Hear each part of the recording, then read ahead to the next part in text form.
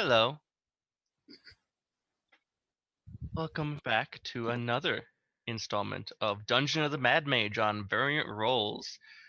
Today we are going to adjourn our exploration of the 22nd level, the Shadowdusk Hold. Well, we kind of did last session, to be honest, because this session we're going to the realm of madness, where nothing makes sense. The very laws of physics, time, and space are subverted for on the mad whims of unknowable intelligences. We are delving deep into the far realm. So, why don't I have my players recap a little bit of what happened last session? Uh, Anybody? I have my notes in front of me, so I guess I can. Go Gadget Samuel. Okay, let's see. We had a lot of female laughter from as we're descending down the stairs to the third level of the Shadowdusk Hold. Wearing my character Kavai went completely insane upon losing all memories of love and the concept of love and all the memories of his fortunately deceased wife and child, which were the moral grounding points for him. Did I mention this happy game? Oh, extremely happy, obviously. Clearly, nothing wrong is here. Let's see. Then fought two Death Knights, during which there was a game of musical chairs with souls, which ended up with the good. A liberal interpretation of the magic jar spell. Let's put it that way. Yeah, it fits. The Death Knights were trapped within the same body, which was then fleshed to stone, and it ended up that Kavai and Honey, Eliza, Emma, the girl with many names, because we all forgot her name, are in each other's body right now. Let's see.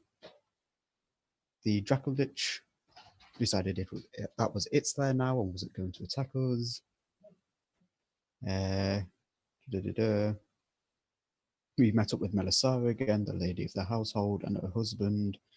She went to talk to the Dracolich, came back and told us there was bad news. The twins were contacting the far realm and were trying to bring through the Dead Star, Alabar, and that was what was causing the madness in Waterdeep. And we all went to have a nice sleep before we went to die.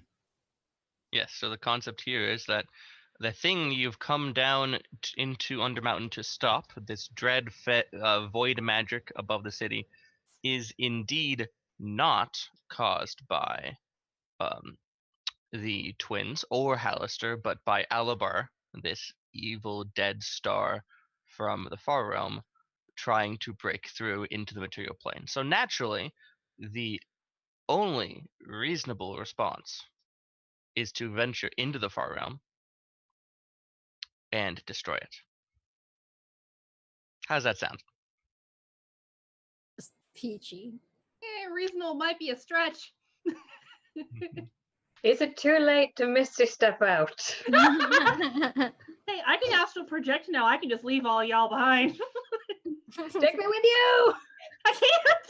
Is that a thing? That is a thing. Level 18, I can astral project. Oh, right, but it's like just you, right? Yeah, it's just me. Yeah. So you can guarantee Honey probably won't do it because she's not a fan of leaving people behind. All right.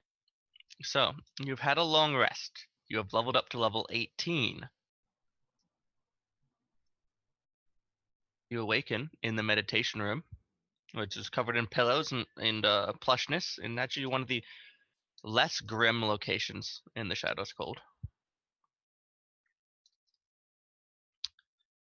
Melisara is gone. It's just the four of you for a moment.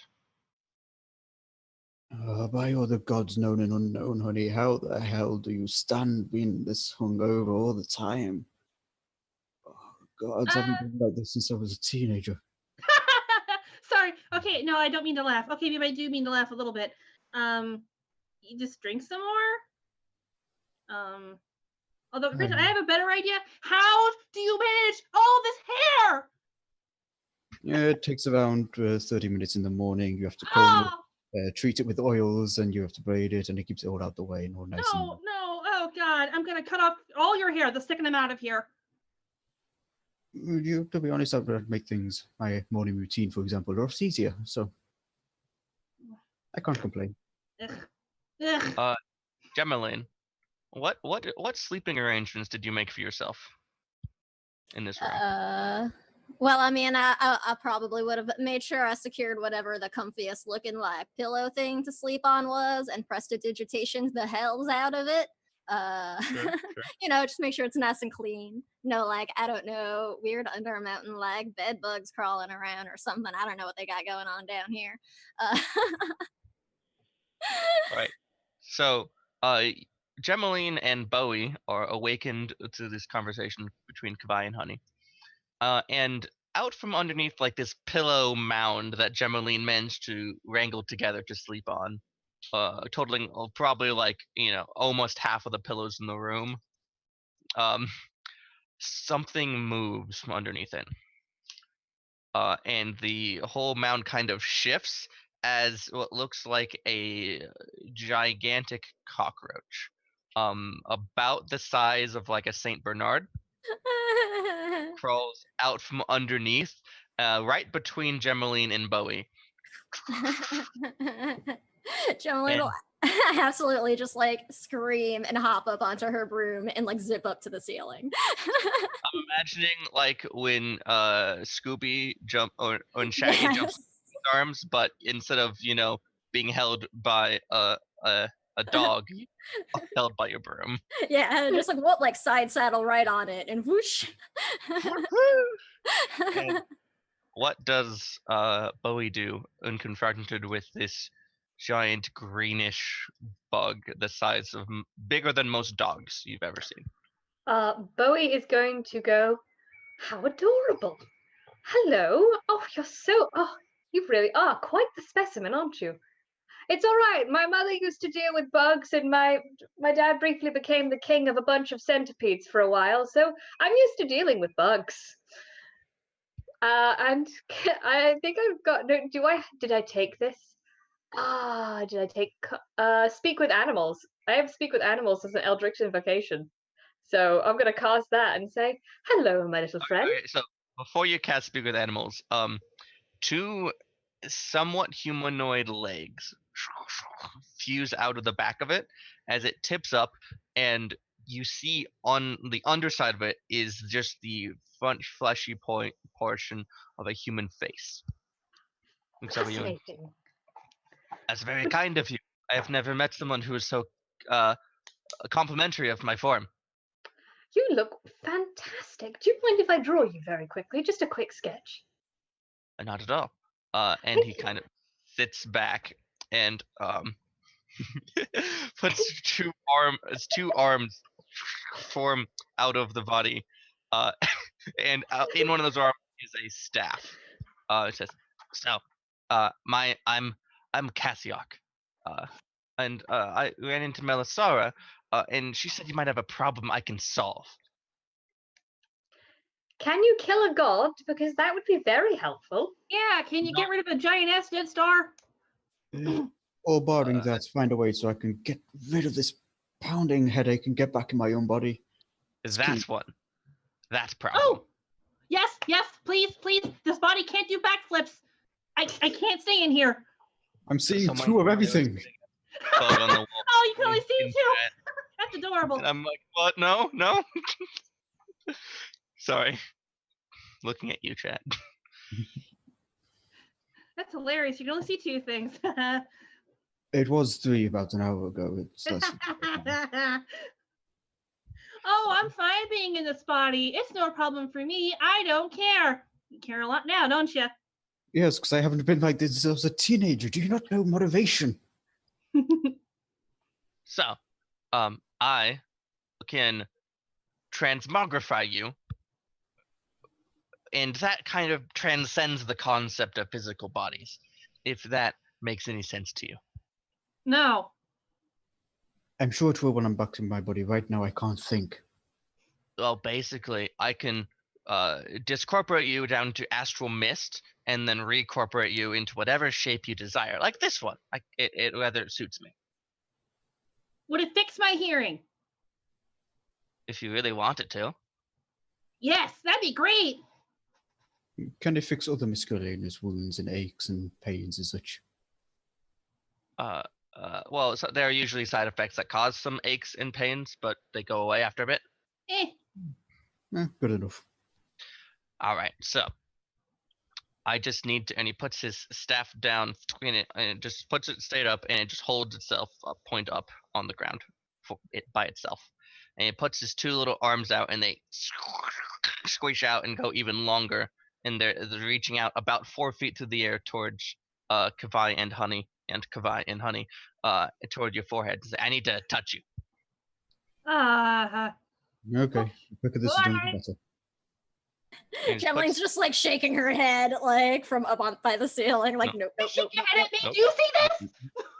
Oh, and technically it's Kavai and Kavai right now because Kavai's used altered self. So he looks like his normal self. Yes.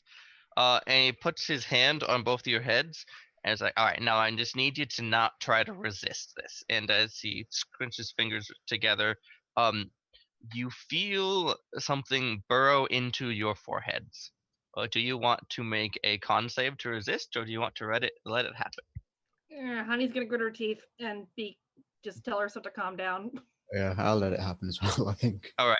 So something burrows its way into your brain, against your brainstem, subsumes all of your thoughts and emotions into it, and then discorporates your body into, as I mentioned, astral mist, which is conveniently kind of a purplish color with a silvery trim. He then takes these 2 balls of mist, pushes them together, and pulls them apart again, which hurts quite a bit. And then with a little bit of arcane chanting and magic over the course of about 10 minutes, slowly reincorporates you back into your bodies from the feet up. I have a It kind question. of. Yes. Do magical items and clothing actually be carried in this? Are they too subsumed into this astral mist? Sure, why not? Okay, good. We don't need naked people again. Just wanted to be sure. All right. So while the 10 minutes of agony, and as he's doing this, he kind of turns to Bowie and says, you have to do the mouth last, otherwise they wail and scream the entire time. Good lord, that must be very inconvenient, especially when you're trying to concentrate. You just want to be like, shh. I'm so sorry, but I'm trying to rebind your soul, and I can't do that if there's constant yelling in my ear. Although you have to make the lungs kind of early, otherwise they suffocate partway through the process. You really are a font of knowledge. I wish we had more time together. I agree. What's your name? Oh, I'm Bowie. Lovely to meet you. What was your name? Cassiok. Cassiok. I will doodle it next to the sketch of you. Delightful.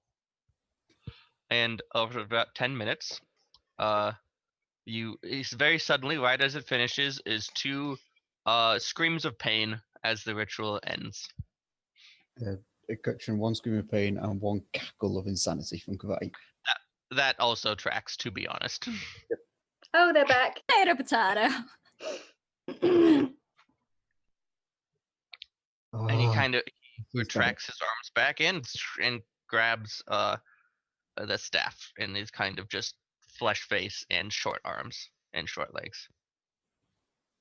Ah, bleh. Oh yeah, heck yeah! I start doing backflips. Oh, this is Backflip. so much better.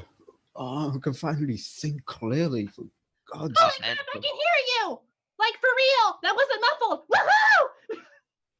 Oh, and your hangover should be gone, although you may experience some tingling pain in everywhere for up to Oh. a few hours. Well, I kind of like punch stuff for a living, and also, I'm fine. Yeah, and I've been in pain, constant pain, for around 20 years at this point, so this is a relief, but I'll be able to deal with it when it returns. He looks Yeah. at Kavai straight in the face and says, "Big mood." I love this. You're a strange man, but thank you a lot. Now, it was not the only reason I came here. I'm also the one most intimately familiar that's surviving with our resident transference to the Far Realm. So I was here to lead you there if you are ready. I don't know if we're ever gonna be ready. I'm always hang out. You guys seem like good company. We could have tea. I'm sorry, I'm just picturing his face as Keanu Reeves. He just seems Keanu really Reeves. cool. Easy for humanoid mixture. Saying big mood with a stick. I'm here for it. It just Has seems anyone like of you ever read Metamorphosis by Daniel? That's what I keep picturing in my head. Right, Yeah, not by pretty much. That's Yeah, that's the inspiration for this guy. I'm pretty sure. why it's so terrifying. I'm sorry, just because of the big mood, I was like, it's Keanu Reeves, and it's Keanu Centipede Cockroach Reeves. Ron's Oh, cough. yeah, can we just hang out with Keanu Cockroach for the rest of this journey? Oh. I think the All house right, is so- crashing down on us. If you're ready, I can take you. Or, tea sounds good. Well, okay. I wouldn't be averse to tea. Yeah, same. What balance do you have? Or is it just regular tea? Just give Well, us. I have this, and he kind of gestures down to a little aperture on his side, which is basically looks like a, he has basically a sphincter on his side. Says, this, actually, I morphed when I made this form, to expel a kind of thick, mucusy substance that brews quite well. Delicious. Yes, I agree with Bowie, actually. That was quite interesting. I can make water myself if you want. Oh yeah, you mix it with water then after you boil, but you that's like the tea component. I think I'm gonna keep drinking my beer as I'm like clutching my alchemy jar. Well, it would be rude to engage in tea while the rest of your companions just watch. So I guess we should probably get to the part where you delve into the realm of madness and never see you again. Very well. Wonderful. I can't believe I'm saying this. Some form of a plan might be a good idea, but also like you guys described the forum as like a living nightmare. I don't know how you can plan for that. So it's a realm of madness and terror. So any fundamental rule of of our reality, like time, states of matter, gravity, just none of it is stable. Your set of dimensions, you could become a 4-dimensional creature and move throughout time for a period, and then you might be based out into a 1-dimensional creature, a binary, do you exist or not? Basically, at the whim of random hyper intelligent mad creatures that you won't be able to perceive normally. Just from the ceiling, gentlemen, be like, do you have any idea how much this might affect our ability to cast certain spells or anything? Yeah. Casting certain spells shouldn't be too difficult. If time is weird, does like the length that things last get weird? It could. Ah, crap. You might need to use some of your magics to traverse some of these challenges. Additionally, like if suddenly all of the gaseous gas exchange air we are breathing turns into, I don't know, a thick sludge, you might need something like water breathing to solve that. I don't know about you guys, but I'm really looking forward to this trip now. Same here, actually. I've been looking to get into the far realm for a long time, so I thought to explore it would be most interesting. Honestly, you had me at I could become a 4-dimensional being. That sounds rather fascinating. You guys have such odd hobbies. We were gonna drink mucus tea from Keanu Cockroach. We're already at like this level. Should I lead you to the portal? Yeah, I sure. think Sounds like fun. And he retracts in his arms, goes face down, retracts his legs in, so he's just like a giant Saint Bernard-sized cockroach, greenish cockroach, and just says, and you hear from kind of muffled on the floor, like face down on the pillow, "Follow me." How does no one like accidentally kill you when you look like this most of the time? Oh, I'm really big. Okay. That doesn't It's a answer the defensive question. mutation. And he scuttles out of the room. Follow me. As we follow him, Gemlian's going to stay on her broom, but she's going to take the time now because it's just a minute to cast it. But I'm casting Foresight on myself because Sure. F this.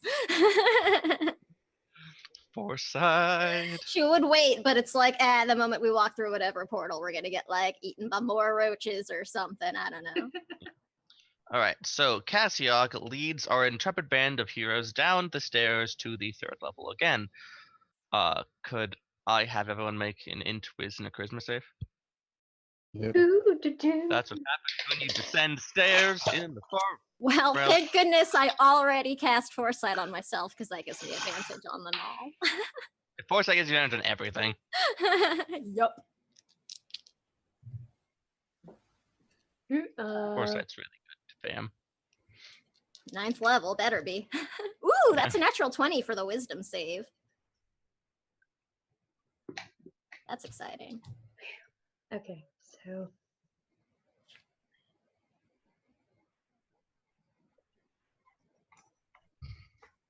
Okay. So, Gemeline got a 19 intelligence, 30 wisdom, and 29 charisma. You're fine. Goodbye. Kavai got a 12 intelligence, a 24 wisdom, and a 26 charisma. Make me a percentile roll, would you? Yep. I had an idea that was coming. That is 60. All right. I find it hard to tell the truth. I don't think that's an issue for Kavai. How is that a new problem? You know, when you make fundamentally broken people as your player characters, you don't. I don't know that much. Bowie? I got a 19 on intelligence, a 28 on wisdom, and a 22 on charisma because Fine, thank God honey. for warlocks. Oh, me? Okay. Yeah. I got 24, 24, and 22. Yeah, you're fine. All right, so as you descend down to the 3rd level of Shadow's Cold again, the walls turning a familiar, reflexive flesh experience. So if you touch it, it will shudder and react. If you hurt it, it might respond. As you've delved seemingly almost into a living creature itself. As you move back into that large room where you had the fight with the Death Knights last session, a dragon stalks out of the darkness, and Cassiok kind of tips up a little bit as his dragon sprout and goes, "Hi, Lionorax. These fools just wanna," and he actually can't gesture to behind him. But these fools, and he kind of looks behind him a little bit, want to go into the far realm to try to die. Is you cool with that?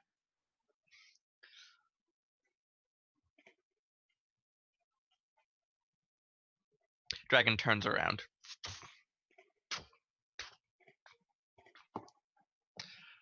See, that was easy. All right, now this way, and he scurries down on the left to a door. Scurry. And assuming, Kavai is taking a moment to cast Armor of Agathis on himself. sure, 5th level like warlocks do. Let me just double check what spells. I will mage armor. Sure. Oh, I had that in the ring at 5th level. The ring of spell slings. Sure. So you get 25 temp HP. Yep. Right. It leads you around the corner, down a couple large hallways, to a room that has a large curtain on one end.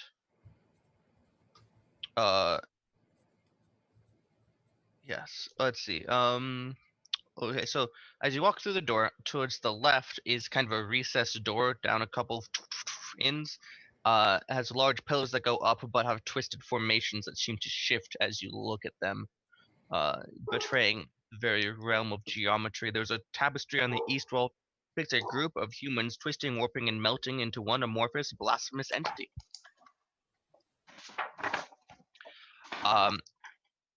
And as Cassiok comes out, he reforms his arms and legs and his staff, and he kind of puts out a whistling noise that Nat can't do. And 4 death sloods appear that were invisible in the room, holding giant great swords. And he goes, "All right, so these 4 want to go in. Let them. Cool." And the 4 death lords just nod and take up posts on either side of the door.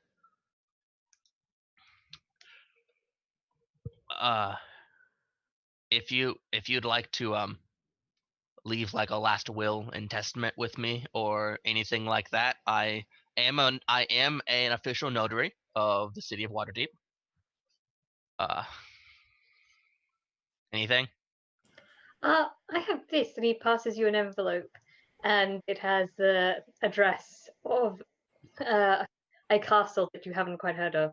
He says, "Just make sure this gets to this castle, and all will be well."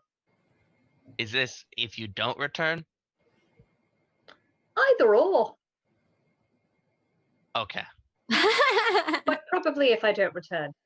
And he takes the letter in his hand, sucks his arm back into his body with the letter, and then he puts his arm back out without the letter. Thank you. Hey, Bowie, Yes, can I borrow a piece of paper and a pen? of course. He rips out a piece of paper from his book, passes for a pen. Okay, great. Honey very quickly scribbles a couple of lines, folds up the piece of paper, and hands it over to, I'm suddenly forgetting his name, Mr. Bugman. Cassiok. Cassiok. She hands it to Cassiok. If we don't come back in one piece, can you make sure this gets to Balthazar of the 7 Stars? They're in the city. Sure. I mean, if the city survives. Well, yeah. Still, I guess it's a thought that counts. They can have your warm thoughts and messages, assuming that for about 20 days before the world ends. I mean, that's better than nothing. That's true. He'll probably get the satisfaction of knowing he was right.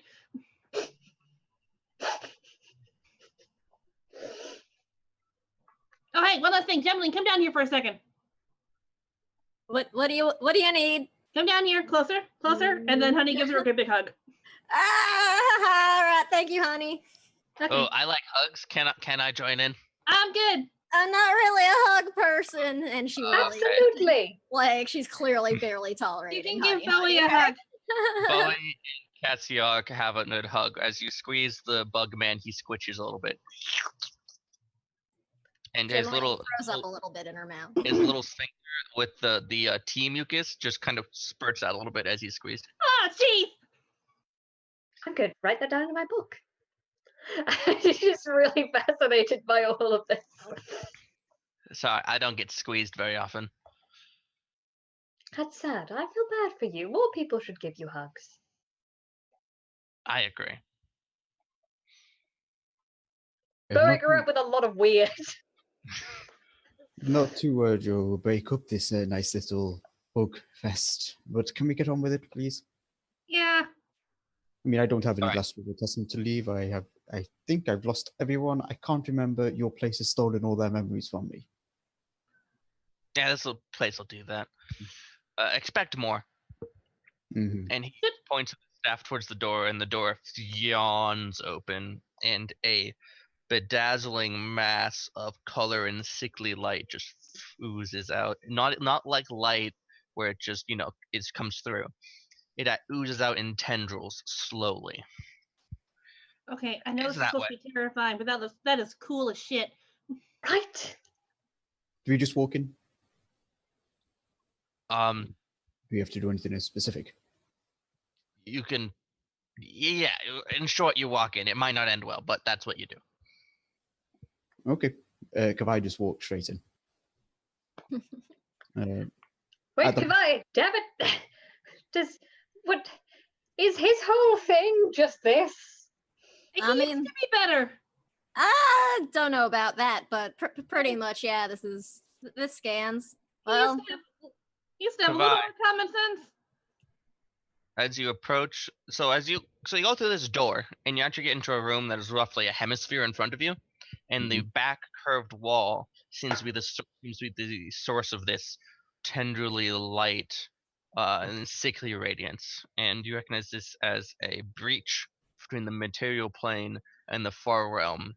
And your deep arcane knowledge of these things probably would tell you that all of these horrific effects you've experienced are probably caused by the bleed over of this portal just being open nearby for so long, because breaches to the far realm of the material plane are very dangerous and toxic to the very existence of the material plane.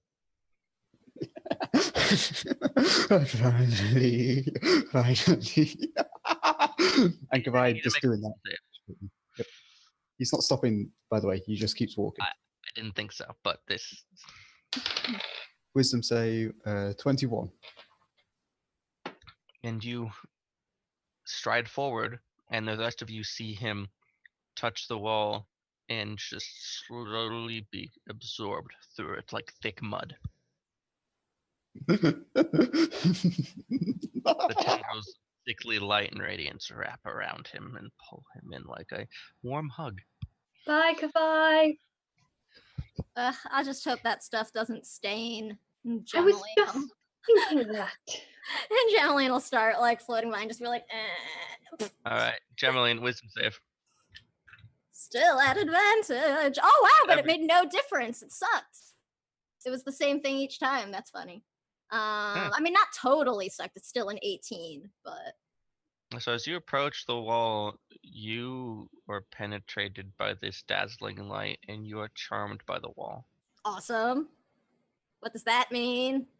And you also are stand there absorbing its madness as you float forward. I guess you're not standing. And touch and are subsumed by the wall. In much the same way that Kavai. Functionally, so far, it does not seem to be much different. All right, Bowie, do you want like rock paper scissors this or? We could go in together. Yeah, sure. Let's do that. At least we'll have company if we go horribly, horribly, horribly torn apart by the monsters. I positive attitude. Got it. Sure. Got it! Yeah. Whoa. Let's do this! All right. Bowie, Honey's as you gonna link stride arms with Bowie. All right, as you stride forward, shoulder to shoulder, arm in arm, Cassiok looks up at Bowie and says, "I sincerely hope you don't die." Thank you. I sincerely hope I see you again. I rather enjoyed your company. I do not have much confidence. Well, a little. Yes, a little is better than none. Let's And he just. flats down and turns around. I think he was the first thing in here that didn't try to kill us. That wasn't so bad. I think that was rather nice not having everything in here try to murder us horribly. Yeah, I guess. Okay, so on 3. Let's do this. We are All right. capable, we are strong, and we can do this. 1, Sure. 2, And 3. All right, can both you make me a wisdom save? That was a 24. Math rock hard. Natural 20, so it's a total of 30. Hey. Yeah, all right. So you both walk forward, touch the wall, begin being subsumed through the sludge-like mud barrier, and the tendrils of light wrap around you and pull you in.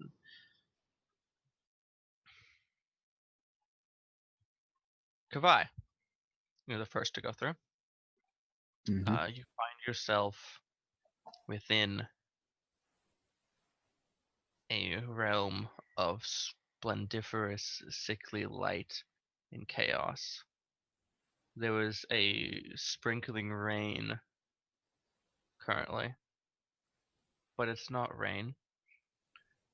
You think it's meat of some variety. You stand at the top of a staircase floating in this space. There are no walls, there are no floors, but there is a staircase.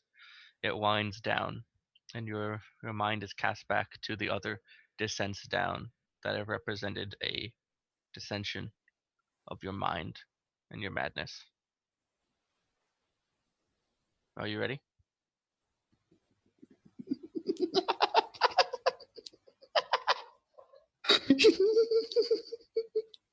and Kavai is going down the staircase. All right. So there's Gemaline, you come through on your broom. The sludgy wall structure does not indeed stain. And you are accosted by the same sight. You see Kavai just taking the first couple steps down, and with every single step you see his shoulders hunched, and it's almost like a strong weight is placed upon him. You can see his flesh cracking under the strain of the far realm upon his very existence. This place is toxic to both the mind and the body. Do you follow him down the staircase? Oh man, this place sucks already.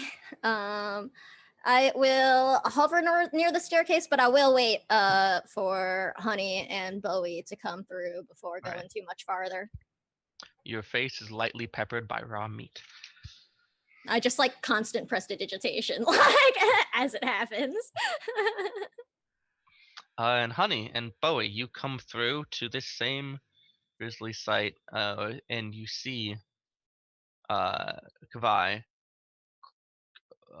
cracking under the pressure as he's descending into the madness of the far realm.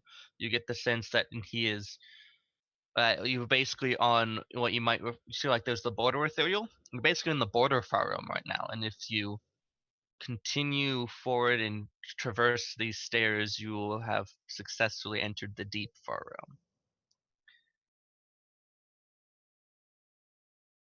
Does anyone know if there's any way we can do that without melting?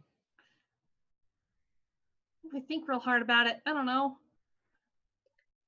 I'm pretty sure that's just what happens. Is this something Goodbye.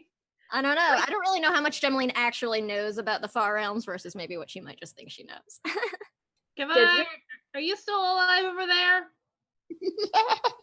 grab those eyes and let us see. Let us not. Okay, he's still alive. Yeah, he's fine. Yep. Oh, jeez. Fine. That's Kavai's version of Fine for fine. him. Yeah. All Do- right. Do we know if this is just an effect of going into the deep with Arcana knowledge, or whether this is an curse of some kind that's on it? No, this is just going into the deep. All right. Then, as Adele said, we shall roll into the deep. And I'm gonna keep with Honey though. Keep with Honey and Gemaline. Because if All right. we'll go down, let's all crack together. Yeah, you know, when I was younger and I was at the monastery, they had us like break our hands like every day. So, just the whole body now, I guess. Why not? All right, honey. Thank you for sharing that. And with that, we will move on. All right. Well, no, I mean, like, it wasn't like, you know, they were smashing our hands. It was like, you know, against sports and stuff. It's bone strengthening. So, you know, when I hit stuff, I'm not going to smash my hand open, you know? I would not know that actually. No. All right, fine.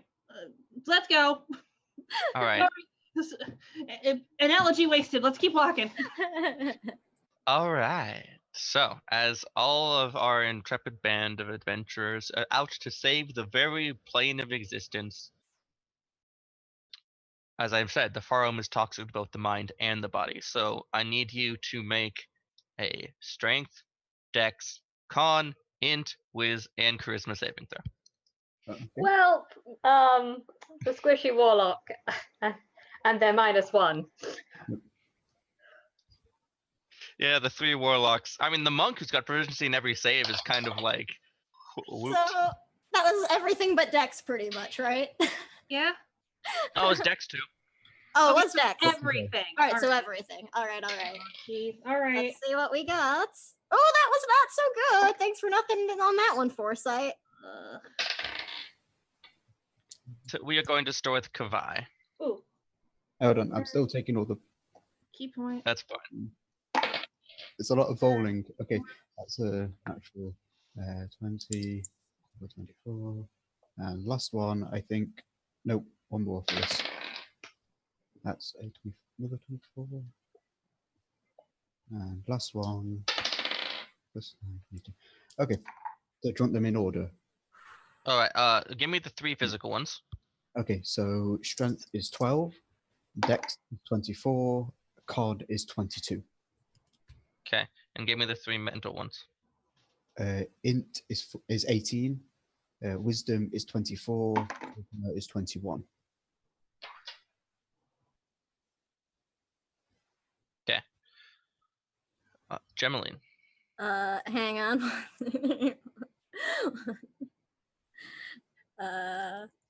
I'm still rolling. Sure. And then last one. Oh, shit. This is not so good. All right. So strength was 11. Dex was 19. Con was 21. I actually rolled pretty good on that one. All right, and then the Intelligence was 8. Wisdom was 26. And charisma was 21. all right, honey. Okay, so strength 13. I'm forgetting already. Dexterity 26. Constitution 18.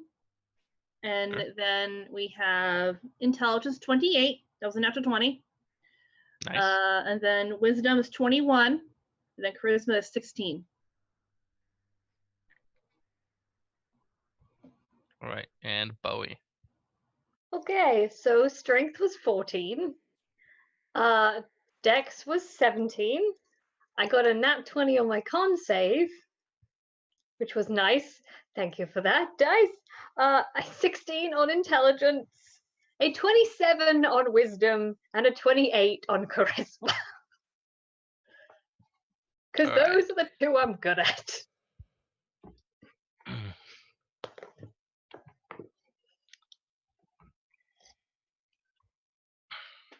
So, everybody, as your bodies begin to break down from the descent into the harem, receives 1 level of exhaustion. Bowie, you also receive the poisoned condition. Kavai mentally is fine. Everyone else, I need a percentile roll. Start with Gemeline.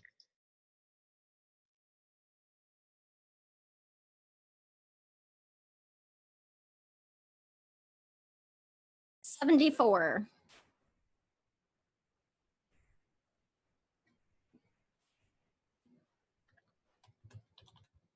All right. Gemeline, you begin to experience uncontrollable tremors or tics. Awesome. They affect your dexterity ability checks. Okay. Disadvantage, I take it. Yes. Not that that matters because exhaustion and foresight.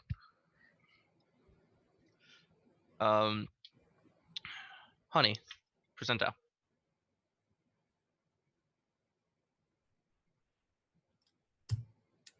Was that a dex checks or also saves? Ability checks and attack rolls. Ability checks and attack rolls. Okay. Not So that you se- attack super often.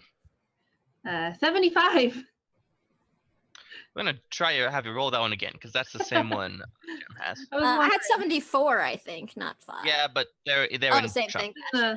Yeah. Okay, 28.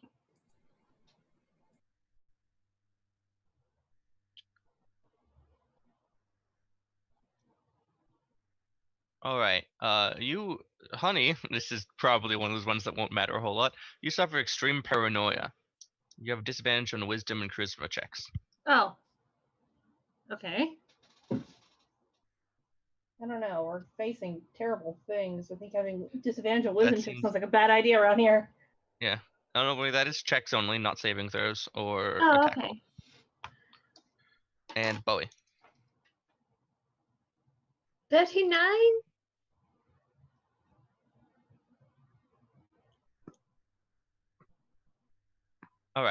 So, oh wait, you are suddenly hit with an intense revulsion of Kavai. Lol. I mean, to be fair, it's not hard to see why when he's madly cackling ahead of you. That you will have trouble approaching him directly because of how intense it is. You have to make a saving throw against that. Okay, I was already nervous to approach him because of the maniacal laughter, so I'm just gonna.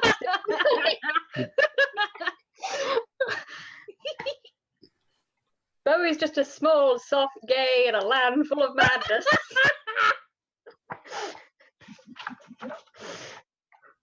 I'm just writing in my notes, even more afraid of Kavai. And as you all stride down across this staircase, suspended in the border realm, your bodies are struck as your very physical form is assaulted. Kavai's skin cracks as if porcelain. Gemeline's begins leaking the very color of her skin, dripping off her chin and her fingertips. Let's see if I can keep this going. Honey's gets her fingers get loose and they start to float away at times. Yep. And Bowie begins to sprout small little tentacoids. Yes! That's awesome! I kind of need those. Come back, please. Stay near me, my body. Yep. So while you all are keeping your bodies together, you in your minds as well, and you are assaulted and tired from this endeavor. You reach the edge of the staircase, and before you, in the open madness, is what looks like a distorted sphincter.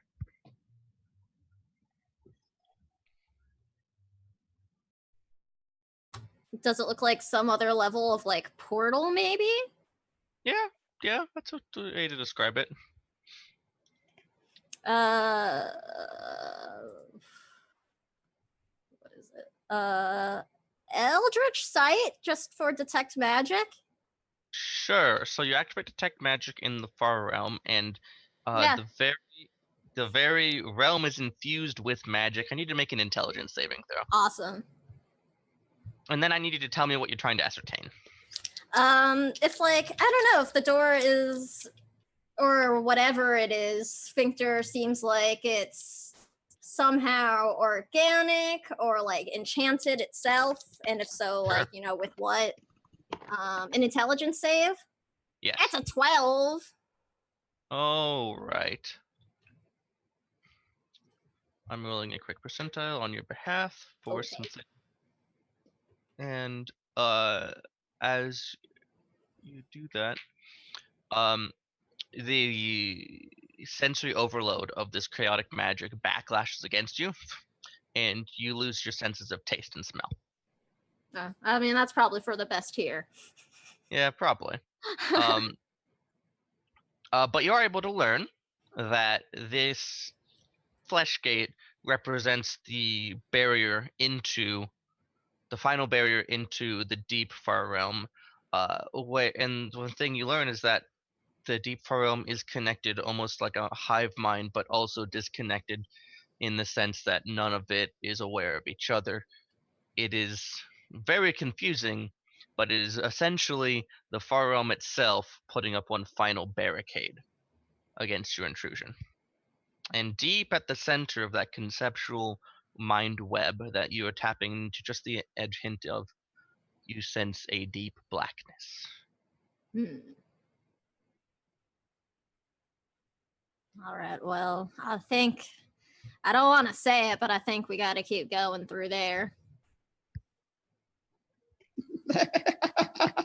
Let us go then. Let us go. You can Really go noted, Kavai. first. You can go first, Kavai. Have fun. I was just about to say that I'm hiding behind Honey. I was just about to But of course. Honey I'd be just happy reads to. behind him. Pass, Bowie. So, All right, Kavai, how do you This is- open the door? I'm so tempted just to cast Gate to just. So I do have the tablets. It is worth noting that with a gate, has to go to a different plane. So if you Ah. wanted to gate somewhere, specifically in the far home, you would have to leave and Yeah. then gate in. Okay. Or you Is- that is the get out of jail button. You can go back to the material plane, rendering open another opening to the far home wherever you go. Is it solid ground beneath Kavai's feet, or if he stepped off the stairs yet? You're at the off the edge of the stairs. It is not solid ground, but somehow you're still standing upon it. Okay. Well, I mean, does it feel like solid ground? I meant. No. As in, there's a plane to stand on. It's not falling into the depths of the. You're not falling into the depths of the far home, but it does not seem stable. Okay. Is that the case? I think it's. Hold on, let me double check something, please, just to see how I can approach it, just in case. What is this? Okay, I'm casting Fly on myself. Sure. Is that as a warlock spell or is that for the staff? That is as a warlock spell. Okay. Did you want to fly other people because you can target up to 2 more people for no extra cost? Yeah, he'll very quickly reach back and tap Eliza, as he knows, that, and Bowie, and cast it on them. Bowie, can you make me a charisma save as he reaches towards you? 21? No, 22.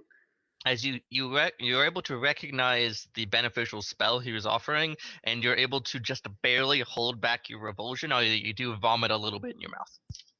It's gonna be the theme of the night, I think. And suddenly the entire party can fly. Yeah! Rooms of flying are useful. And Kavai is going straight towards that gate. That's a sphincter. So as from where you're right now, it appears to just be some 6-7 feet away, and Oh. the size of roughly a door. But as you fly towards it, the journey lengthens and elongates, and instead of getting, and much like as you approach something, it gets bigger in your view. But not only does it get bigger in your viewpoint, but it also gets bigger in space as the gate grows to what must be 30, 40, 50 feet across as you approach and you finally are able to get within a touch of it.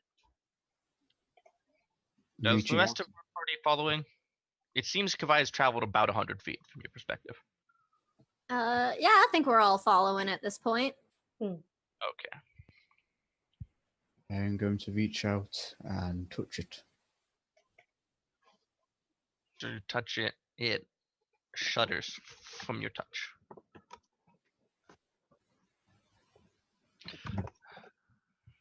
It doesn't look like there's any way to pass through into the deep far realm. It seems like if the sinuous muscle that was making it up was to relax, the way would be open. Or you could cut it, or something. Kavai's insane, not stupid, so he's probably not going to cut it. That's your choice. Can Kavai reach out to awakened mind and try and very lightly brush against its mind, assuming it has a mind, or is this web of minds, or? So now you're trying to telepathically interface with the far realm. Yes. All right. As you feel your mind fuse with that of inexplicable madness, I need you to roll a d4 for me. Yep, will do. That's a 4. Okay, your intelligence score is reduced by 4. Good to know. As you connect with this mind, what would you like to say? You feel this connection to the web. So is this a permanent reduction? It can be removed with greater restoration, remove curse, calm emotions, or a short rest. Okay. Or a long rest for that regard. Just make a note of that, sorry. Sure. Okay. I mean, like a wish and heal would work too, I guess. But Mhm. we'll see if those come up. So Karai is just going to say, think, express, I suppose, would be a better word. Just the askance of entry. Just the very concept of, can he be allowed to pass? You're pretty insane. I mean, even without coming down into Shadowdusk, he's pretty insane already, so. Yeah, that's fair. Can you make me a persuasion check? Yep. That's with disadvantage, because Because exhaustion. you are exhausted. Cool. 2 good rolls, actually. Ooh, how 16, cash money of you. 16 plus 24. I got a 16 and a 17 somehow. So you reach out and brush against this mind web, and you ask the gatekeeper or whatever you want to mentally choose to designate it as. None of it will be accurate.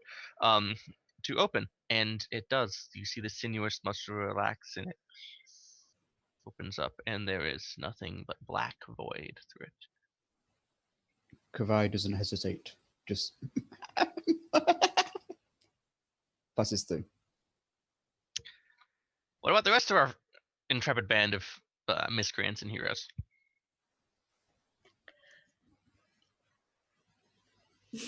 Well, I guess really no place to go but forward if we're gonna even try to really do any of this. Yeah. Sounds good. Granted, beyond the terribleness that just happened, I was expecting worse, sort of, but I feel like I'm gonna be eating my words here soon. Hopefully not literally. I feel like it's a thing. That's a thing around here. Yeah, I Alright. mean, I don't know. Based on what we've seen, just because we didn't see something worse doesn't mean something worse isn't already happened. Yeah. Shall we? Yep. Sure. Why not? Hey, Jem, you volunteered. You want to go first? Yeah, all right. I mean, at least Kai is already there getting munched on whatever's on the other side, hopefully. Yeah. At least it's got an appetizer. I'll follow through. I believe we have dubbed him the distraction. Some people use their familiars to go first and like set off traps and stuff. We just let Kai do his thing. Yeah. Well, I don't think, to be completely honest, I don't think he would listen to us anyway. Which kind of sucks when you think about it. He was so nice when we walked in here. Now he's kind of cuckoo for Cocoa Puffs. Wait, are we just Was checking? So are we're warlocks, right? So we have the Find Familiar spell. So we could have just summoned a familiar. I mean, I have one like that is summoned. I just haven't been using it. No, after I was like, I've got the Find Familiar spell, and it's the only time as a warlock I've been like, nah. Karai some- did have it, and then he killed his Yeah, familiar. his so- is dead. Gemaline still has hers. It's just like off in its pocket dimension. Yeah. Pocket dimension. Pocket dimension. It's currently a bat. He's so cute. All right, so who's going first? I think Gemaline said she wanted to go first. Yeah, I'll float on through. All right. I'm assuming that like Bowie and Honey are like this for some reason at the moment. So I think I'm really going for that. we're like just moving in unison. Speaking of So, in my Scooby Dooing, So in my head, Honey and Bowie are like, you ever been on a plane with really bad turbulence and people just start holding hands? Yes, it's exactly That's like probably what's going on. That's- Yeah. it's like we're going through the madness realm, and Bowie has just really bonded with Honey because he's like, Probably thinking in the back of his head, man, her hands really need moisturizer. it's like her fingers keep escaping, and I keep sprouting tentacles. We're gonna be fine. And one of your tentacles can be a wrist, grabs her finger as it floats away and puts it back on. It's Aww, Yay! Symbiotic relationship. what a beautiful moment in a place of utter horror. so I wouldn't You advise all- mentioning a symbiotic relationship in the far realm where physicality is impossible, and that could become true. Oh no, we gave Nat ideas. I say, don't. Why'd you say that out loud? you think it wasn't already in my head? Yeah, that's fair. All right. So as you all venture into the darkness, you are flying, which is useful because that means you're not falling. as you traverse forward, you can't see, but you can feel yourselves shifting with the nature of the plane. Most of the time it is dark, but as there are flashes of the sickly radiance, these pearlescent mixture of colors exploding out in these tendrils that are slow moving like sinister light, you get flashes of yourselves changed. Older, younger, larger, smaller, and then stranger as you delve deeper and deeper. Where are you trying to go? Could Kavai try and sort of experiment and just try and, considering physicality isn't really real here, try and force his own form to assume a different shape? You can certainly try. Okay. Do I need to roll anything? But what are you trying to do? What are you trying to change your shape into? He's just trying to experiment. Can he exert some influence, however minor, basically testing with himself, and then Got it. intending to try and shift distance? Make me an intelligence ability check. So that would be a disadvantage. Plus Yes. 0 now because I've got -4 intelligence. That's 13 on the first. That's a 13. What kind of effect do you want to try to cause? He's just, at this point, he's just trying to shift himself into a very amorphous shape. That makes sense. Just a creature of the far realm in some fashion. Sure. During one of these scintillating spews of light, the three other of you who are roughly keeping a physical form that resembles yourself, you, as one of these flashes, almost like lightning but slower, appears, you see Kavai, a shapeless but somehow recognizable mass of flesh, mouths, teeth, and eyes. Bo's just gonna float by. It's like, that seems on brand. Also, if ever there was a time to reform oneself into Keanu Reeves, Bowie, this would be the time. Just points at Kavai and goes, "You're breathtaking. You're all breathtaking." Could Kavai, assuming he succeeded, well, he's assuming he succeeded, could Kavai try and influence distance and bring them closer to Alabar? All right. Well, you could try that, but as of right now, you have no bearing about what that means exactly. Okay. Gemmeline, you did reach out into the dark and find something that felt like a dense sphinx of existence at the center. A nexus of magic. You can find out what that is. Maybe it's Alabar. Yep. That was like kind of a side effect of trying to use my detect magic invocation. Did it give me Correct. any sort of sense of like which direction, now that we're through that door, that sort of like pull felt like it was coming from? Yeah, you could try to follow that feeling. Get hooked on a feeling. Yeah, I'll give it a try. And I mean, I'll explain to my compatriots. When I was examining that door, it felt like I sort of tapped into something in this realm. There's something, I mean, obviously there's something dark and weird in here. But maybe that's whatever it was felt really powerful. So maybe that's whatever, this Alabar we're looking for. Maybe we should try and head that way. Well, I think that's more of a destination than we can see in here. This is a bit much. Sorry, freaking chat. I say, the memes go in the Twitch chat. It was like, Guardians of the Galaxy, the song from the trailer. I know I've watched that too many times, so now I'm like, and also I did drama, so I'm like, I've got a feeling, I don't believe it. We're gonna die in here.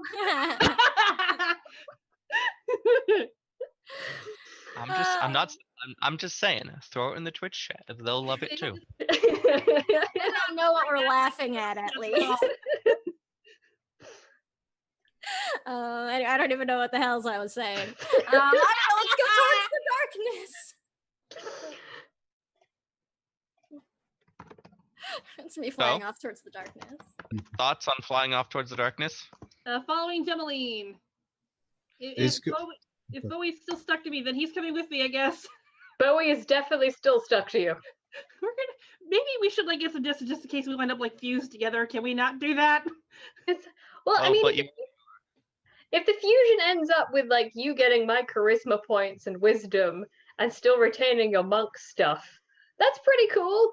That would be pretty okay. I'm down for that. Yeah. Plus, there are many worse people to be fused on than the sunshine that is Honey. Okay, well, Samuel was saying something before he was really interrupted by our sass. No, that's fine. I was wondering, is Kavai still in this amorphous shape?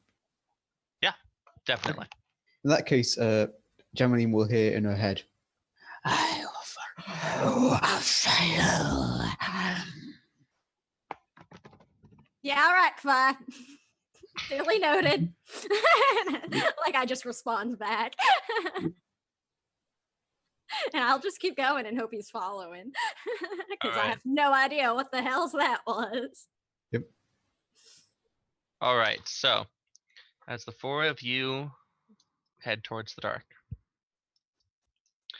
we need everybody to make a Constitution save.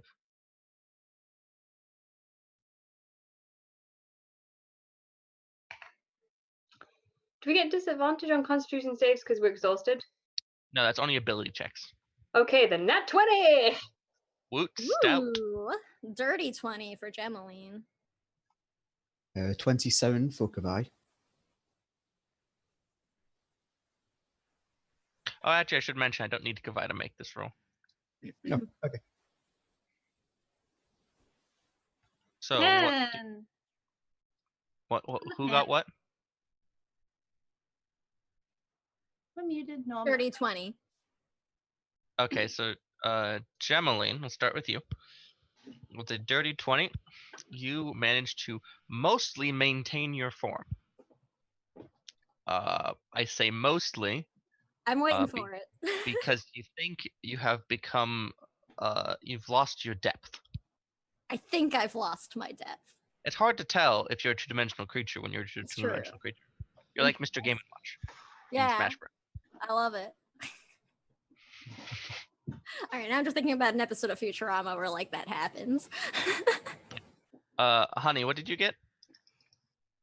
I got a 10. And Bowie? I got a nat 20, and with my added con, that's 21. Okay, so Bowie, I'm gonna let you have the choice then, because Honey rolled low enough that Honey would fuse into you if you also rolled low. So you can either let that happen, or you can choose to be exempt and let something else horrible happen to Honey. Oh no! I just got my body back! I know Honey doesn't want to be fused in someone's body! I mean, it's probably undoable. Can Keanu Cockroach help us? He didn't come with you. I know, but will we go back to him? Because I'm definitely like finding him again. You think so? Okay. You can think of no reason why what he did before would not work again. But also, we're fused together. We're down one party member, which leaves us with 3 No, more. you'd be individual characters. You just would be physically tied. Oh. Oh, yikes. It's a good place for a warlock to be with a monk. Yeah, but then he would get dragged around with me. Oh wait, actually, that could actually work out to our benefit. I was just gonna say because I can't get into touching distance of most things because I am squishy. So Uh, Well, here's the thing. I have the impression that either I'm going to turn into goo and float away, or I'm going to get fused with Bowie. So, which do we want? I have a backup character, so it's not terrible, honestly. I'm okay with either. What do you want to do? Would you like to be fused with Bowie and risk not being put apart, but also we're half monk, half warlock? We were just talking about, let's just go for it. Let's just go. And I don't know. We'll just see what happens. Worse people should get fused with. All right. So as you within one of these scintillations of sickly light, you look down and there are not you're not arm in arm with 4 feet by each other. You are now arm in arm with 3 feet and 2 arms as you're fused like side to side with your one arm and one leg smushed together. It could be worse. It could be. We could have been goop. You can feel what each other feels, Oh. notably. And now you both are sprouting tentacles, and all 10 of your fingers are trying to fly away. Oh, that's no good. I know this is sort of a bad place to be, but I am really enjoying the kind of the research that I'm getting from this place. Bowie feels an extreme sense of trepidation and anxiety. Oh, also, it's worth noting, honey, you feel an extreme revulsion towards Kavai. That's new. Yeah, it definitely feels. It's weird. It's like feels from outside of you, but it still is there affecting you. Bowie, you know something to tell me? Kivai's laugh scares me. I mean, he's also currently an amorphous goop of mouths, teeth, and eyes, so like it makes some sense. He's Yeah, so- also eyes. I somehow didn't notice that until now. Are you saying that out loud? As out loud as it can be in the. I'm absolutely going. He's eyes and teeth now. In that case, Bowie and I guess Honey as well would hear in their head. I am happy that you are scared by me. Well, okay. You're just gonna hear this thing go back to your mind like, shh, for like 2 minutes. I don't think that's gonna help him, but I'm treating it like a startled animal that you must calm them and earn their trust. Although I don't want to do that. Please, Gemaline, do it for me. okay, hang on. That's a bit rough. It's still confide. This is getting confusing. Okay, geez, man, I gotta figure out how we both move together. This is ridiculous. All right. I don't even really know how Gemaline thinks she can move right now, because if I only exist in 2 dimensions, I'm not so sure how I So can you do are anything. a 2-dimensional being within a 3-dimensional space currently. Oh, okay. All Ooh, right. like Paper Mario. Conveniently, you can. Yeah, Paper Mario. That's a good way to think All of it. right. So at least as far as I'm aware, I just feel like I've been like cartoon steamrollered, Yeah. and I'm like wobbling Also, around. you feel a little highly saturated, like all your colors are like to pop and to be appealing to gamers. All right. We by the way, we've heard the nickname the Wonder Twins in the chat. Slightly pixelated. I love that. All right. Wonder Twin powers activate. Form of tentacles. Conveniently, you can fly, so that does make traversal some. All right, still following as Gem. Ride your broom forward, Sure. and at some point, you cross a threshold. Nothing marked because that is much too banal. But you find yourself floating in a tiled room. It is the walls, they're painted purple. There is black and white tile on the ground. There is a dining room table with 4 chairs. There's a stand-up lamp in the corner, a coat rack with a coat upon it. You look behind you, and there is no door. It doesn't. There's just another wall. There is an oaken wooden door with fine molding around it, kind of built royally. Wasteboard on the walls, molding on the top, bit of texture on the ceiling. A startlingly normal sight. And as you look upon you, the 4 of you, well, the 3 of you, question mark, now with your molded forms are much more the monstrous sight than your environment you're within. We're beautiful. Take that back. Is Five it- Dragon says this is the mimic chamber. You hear lilting minor keyed piano. Okay, I'm getting very. This is a lot like my house. If it's the same sort of dealio, the person on the other side of that door is going to be incredibly dramatic, and we can work with that. Okay. Could Kavai do another experiment and try and manipulate his form into something more humanoid, I guess? So you are currently with a fly spell and the amorphous blob. You are effectively a gibbering orb in shape. If you know what that is. I think I do, yes. You can make you could try to make an intelligence ability check, but it'll be at disadvantage. Yeah, I'll give it a try. Kavai's loving this. He just wants to see what experimentation can he do now. This is his dream, just to be in the power realm like this. Okay, so 19 on the first. That's a 16 on the second. So 16. Intelligence is fine. You try and you feel like doesn't seem to do anything, and it comes to your mind that maybe a side effect of your attempt last time that was somewhat sloppy was that you are now stuck in this form. Okay. I love how we all just know that Kavai is not bothered by this in the slightest. not. Like, yeah, all right. All If right. it was anyone else, we'd be desperately trying to help them, but because it's Kavai, it's like, okay. Yeah, he's been slowly falling apart, so I think at this point, Honey's just accepted it. In that case, cancelling the fly spell. Everyone drops to the ground Except except me. Emily.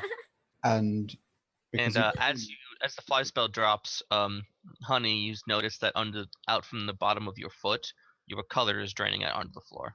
Uh-oh. Kavai, turn the stuff back on. Turn the stuff back on. I don't want to lose my color. I mean, I'm white enough as it is, please. Kavai is just casting Alter Self on himself to see Thanks. can that work. I have fly I can use. Please. Alter Self does not seem to have any effect upon you. Okay. So is there? Oh. Do we know if the color leaching is because we're on the ground now? Well, it seems to be obeying gravity.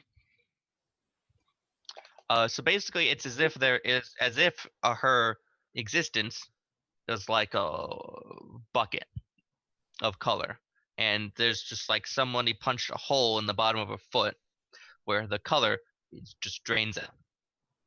I know And in this. fact, it does that, it starts to pull some of your color as well because you are fused together. Okay, well, I'm just gonna. I know this wouldn't work, but I have Cloak with the bat, and I'm just imagining polymorphing into 2 fused bats and how hilarious that would be. Oh my god. One of the most impractically flying bat It ever. would just be like, what? We would definitely die. I'm just gonna cast fly. Thank you. All right, so as fly stabilizes your draining liquid, but now the colors, as if the much like in the bucket example, it's still water. It's like it has been drained and then stopped. So the color has pulled off towards your leg and is all helter skelter, and it has stolen some of Bowie's color. That is some crazy tie-dye right there. The description for it. It's a really good description for it. Bowie is just like got one hand out and is trying to got his pen in his mouth and is writing down the effects in his book. Okay, hang on. Honey takes the book so she can hold it. Are you left or right-handed? Both ambidextrous. Okay, fine. Give me the book. Convenient. I just came up. I always wanted to be ambidextrous. You got to live vicariously through your characters. The yeah, what's the point of I'm- playing D&D? It's no problem with it. I'm just also noting it's convenient. Convenient. So there's piano music coming from behind a Yep. door. Okay. Yep, there's an oaken door in a very normal room. Although now there's some of Honey's color on the floor. Kind of spoiled the tile. Aww. Then, however, Kavai in his current shape moves, he is moving towards that door. You sort of roll/ooze. Okay. Ow. He's oozing towards the door. All right, so you get up to the door. The music seems to be coming from through there.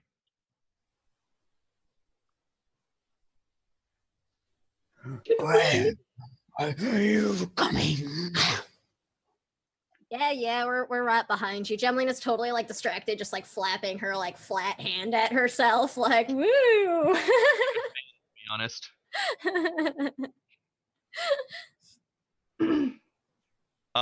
Yeah, then I'll start following behind Kawhi. So it occurs to you guys that the doorknob is going to be a bit of a challenge for anyone except for Bowie/Honey. Mage hands. Oh, mage hand works. Your mage hand is like barely 3-dimensional.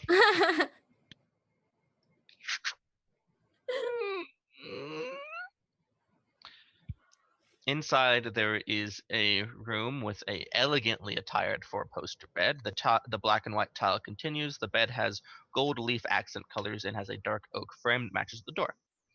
There is a lovely side table upon which sits a lamp and a vase of flowers. To the left is a black grand piano, upon which sits a human ? Facing away from you, in a black and white tuxedo suit with tails and gloves, playing this piano number. With dark hair.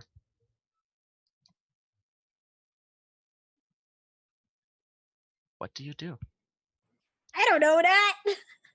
Yeah. What It's a trap. struck you something so normal that it can't possibly be true, and you're paralyzed with fear? It's Little almost bit. like It's a trap. It's a trap. Oh man. Honey's going to like go for the idea of nudging Bowie, but then realize, oh wait, they're like right next to me, and instead she just whispers like, Bowie, you're fancy talk. Oh, right. Talking. Hello, Tuxedo Man. Not like that. You play and beautifully. as you say tuxedo man, the piano stops. Oh, what a shame. I was really enjoying the music. You're quite the placemith. Am I doing well, honey? I don't know anymore. Keep talking. I'm Bowie. And this blob is Kavai. He doesn't usually look like that. We've been through some stuff. This lovely person fused to me is Honey. And this person on the broom is Gemmaline. That was my cartoony hand wave. They turn towards you. And you see upon the face an unseemly sight of half of Honey's face and half of Bowie's face kind of crammed together Oh. with 2 mouths and 4 eyes and too many trappings. Well, I don't like that. Yes, I know it's probably a bad time to say this, but we really do play the piano well. I don't know how to play the piano. Do you know how to play the piano? Yes. Okay.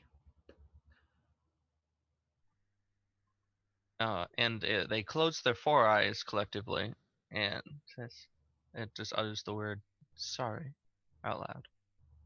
And you see the face morph into what seems more like it just seems like it assumes a fairly generic human face. Fairly androgynous, seems a little male because of the garb. With face and eyes, but the eyes are vasts of stars in a pitch black void. It says, sorry. Normally your kind are comforted by seeing themselves.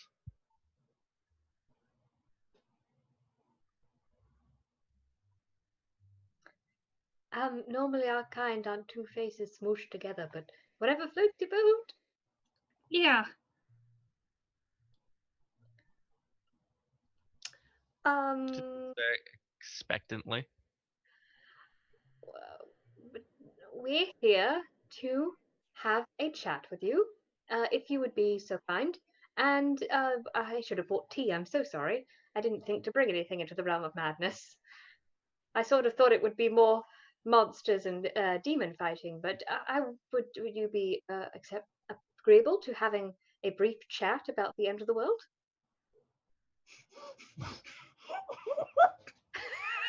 Do you have time to talk about our Lord and Savior, Death of the World? He's just holding a book that says, "Do you have time to discuss our Lord and Savior, the end of the world, Armageddon, Aziraphale and Crowley?" So its eyes stay locked on you, expressionless, but its mouth grows into a wide grin with a closed mouth grin, and then it opens, and there are just maybe a half dozen too many teeth. That would be I- absolutely delightful. Wonderful. I don't have any sort of magic to summon up a tea, but I do, however, know a bit about. I've just made a Aziraphale. I do, however, know a bit about decorating and sort of that. So Honey and I, if you have a dining room, or perhaps we can all just adjourn around on a kind of like semi-formal setting around the piano. Could be like a fun dinner party of I death. can make wine. He points to the room you just came from, which I remind you there's a dining room table. Oh. Then, would you be agreeable if we adjourn to the dining room table? He stands up. Wonderful. Honey's going to think at Bowie. She's not going to talk, but she's going to say, I think we're assuming a bit much here. Is this the person that we're looking for? I thought it was a dead star. I'm not going to lie to you. I usually just keep talking until they reveal something. So, Okay. Does Gemaline feel like closer to maybe that like sensation of darkness she was trying to follow? You could detect magic this individual. Yeah, sure. I'll look around the room because it's like a 30-foot radius. So All right. So as you detect magic, detect magic when you observe a creature, object, whatever. Like you see, like the auras of the schools of magic spring off of it. This individual is reminiscent of a star of the void. It is like has a blinding corona of darkness around it. cool. Believe this is what you've ventured out to find. All right. now, So you I'll may just sort of what is it? Shoot, I'm blanking on the word. My invocation lets me talk to people with brains. I use that to just relay to my compatriots that like yeah, I think that this is definitely the person. Did I punch him? Maybe not just yet. Okay. It should be noted that in case I think you figured this out, but Honey and Bowie can Right. think I'm just together. talking to them as one at least because I think I can only talk to one person at a time. So I'll just sort of like Yeah. to them and then to Kavai. Cool. So he gets up and he leads the way into the other room. He opens up a cabinet and pulls out a tea set. Little steam. You see some steam rise off the hot water, already hot, and a small selection of teas that look completely normal. Some herbals, some blacks, a green tea or two. You got any chamomile? I'm sure if you look, you'll find it. Oh, it's one of those. Okay. Kavai is going to ooze over towards the tea set, and assuming this is what the gentleman wants, start making himself, with the tendrils coming off him now, making himself a cup of tea. Sure. Yeah. As these tuxedoed individual sits around, he kind of walks around towards the table, and as he turns around, sets down a cup of tea for himself that you are quite certain was not carrying, nor did he grab. Pulls out the chair and sits down and waits. I like your home. It's very well decorated. It's my home. This is your home. I made it for you, so that when you came here, things would be expectable. Just checking, did you make it for me in particular, or do we all come from a castle with a very dramatic parentage? Absolutely not. I mean, actually. Kavai gibbers a negative. It is in your style, but to my tastes. Oh, I very much enjoy your tastes. They have wonderfully decorated, and you're right, they do make you feel a little bit better about the whole traversing through the realm of madness and darkness. Thank you for the consideration. Can I ask the reasoning? I am assuming you don't have much purpose to treat us like this. You don't know us, I think. Does anybody ever really know anyone? Oh boy, he's one of those. I have a question out of curiosity. Are you able to impose upon me my previous form?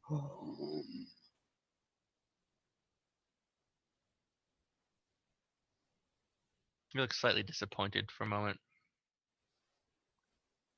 He blinks, and a very painful growth starts to spring out of Kavai, which forms a face, Kavai's face. And it's just a head and a neck out of this amorphous growth. How fascinating. Thank you. So, as we all sit down to enjoy the company of a dead star in the bar realm, why don't we take a quick little break? This is the politest apocalypse. It's really making me think of the Adventure Zone. So I'm really just like, all right, what's this gonna be? What's happening? What is this? Oh my god, it we does. will be right back, assuming we have a Dan to take us to break. See you soon.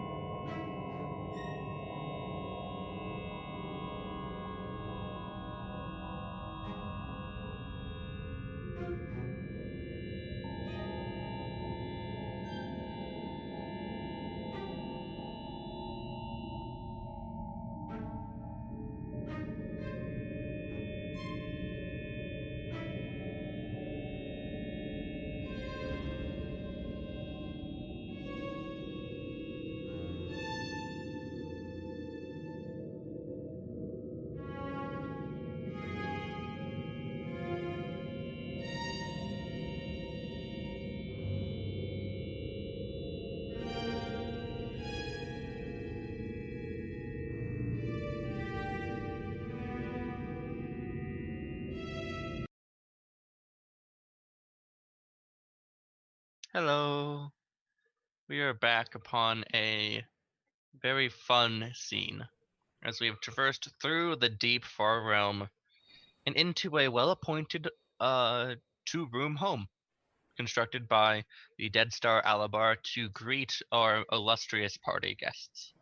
There's a cozy end to the world. Yes. There is tea, a small plate of cheeses, because I decided there is now, because we've been cheesing. Our players' characters have been warped and touched by the far realm. Honey and Bowie have melded together from left side to side. Gemmaline is two-dimensional, It's awesome. literally. I love it. And Kavai is an amorphous blob of teeth, mouths, and eyes with little tendrils, and one Kavai head morphed out and poking out so he can like talk. And there is a spill of some of Honey's color on the ground, like somebody spilled part of Honey. Sitting at the table with you is a well-appointed individual. It's Alabar, open over the way, Dead Star of the Far Realm, in a tuxedo and gloves. And I'm just, as I survey the scene, imagining like Dance Me to the End of Love by Madeleine Perrault playing as we survey the scene. Yes, I do too now. Thank you. Thank you for that. And Alabar observes our adventures expectantly, listening. Oh man. Well, Bowie's been kind of doing the talking thus far, so Gemline's kind of like, this is like one of those moments where she's like, yeah, I would be like totally cool, like until it actually happened, and now she's like, no, I don't want to talk. Yeah, totally this. I can do it. Put me there. Yeah, Put pretty me much. So she's just kind of like looking at like Bowie, like waiting. Yeah, Honey might be interjecting once in a while, for the blunt like question of like, who are you? Or can we actually eat these things? And also, do you want wine? Tea is good. Okay. And yes, you can eat the cheeses. They are manufactured out of your own memories.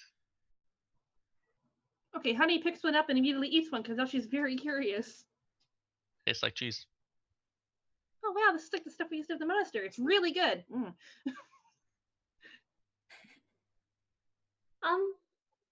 May I ask you a question, if that's all right with you? Looks at you. We have been investigating a large mark in the sky that is supposed to bring about terrible event, end of the world sort of scenario. We were originally led to believe it was two siblings, but they thought it might be you. Is it you in the sky?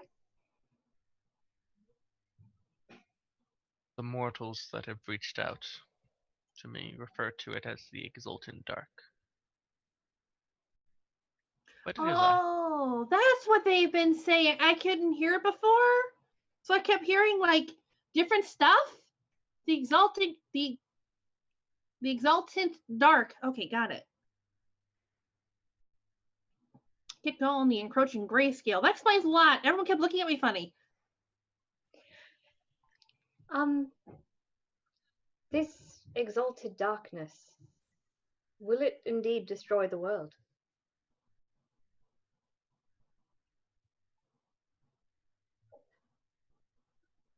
Footnote: as we know it. Yes, the one we know. Not As perhaps that not that Oldley. added comment seems to add clarity to this individual's understanding.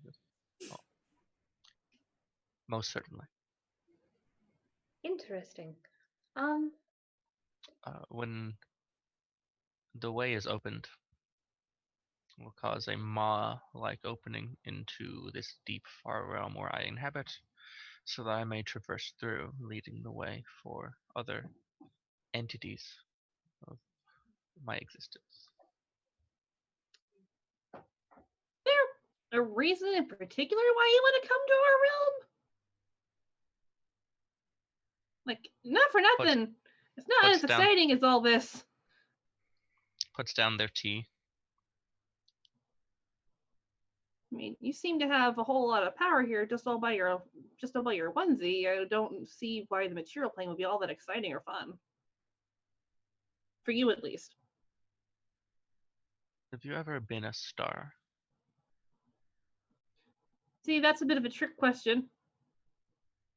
I'm a performer, so I do not mean that figuratively. okay. No. We spend millennia in the far realm where time is meaningless and malleable, observing the incandescent glow that gives your world's life. It is a place of reverence and importance, meaning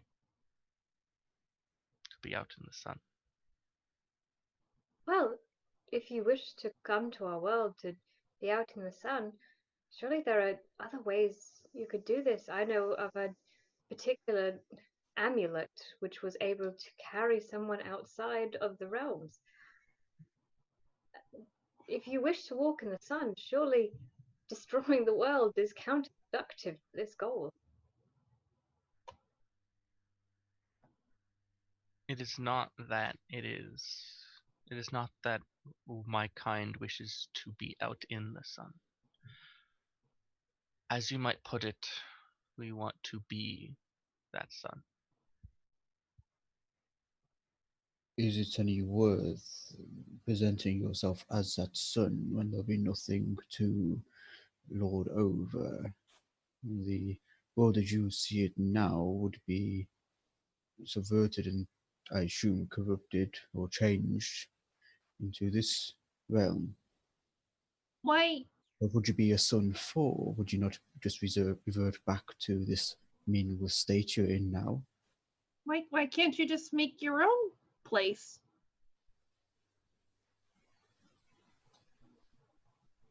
As I said, the far realm is malleable. Many aspects are meaningless here.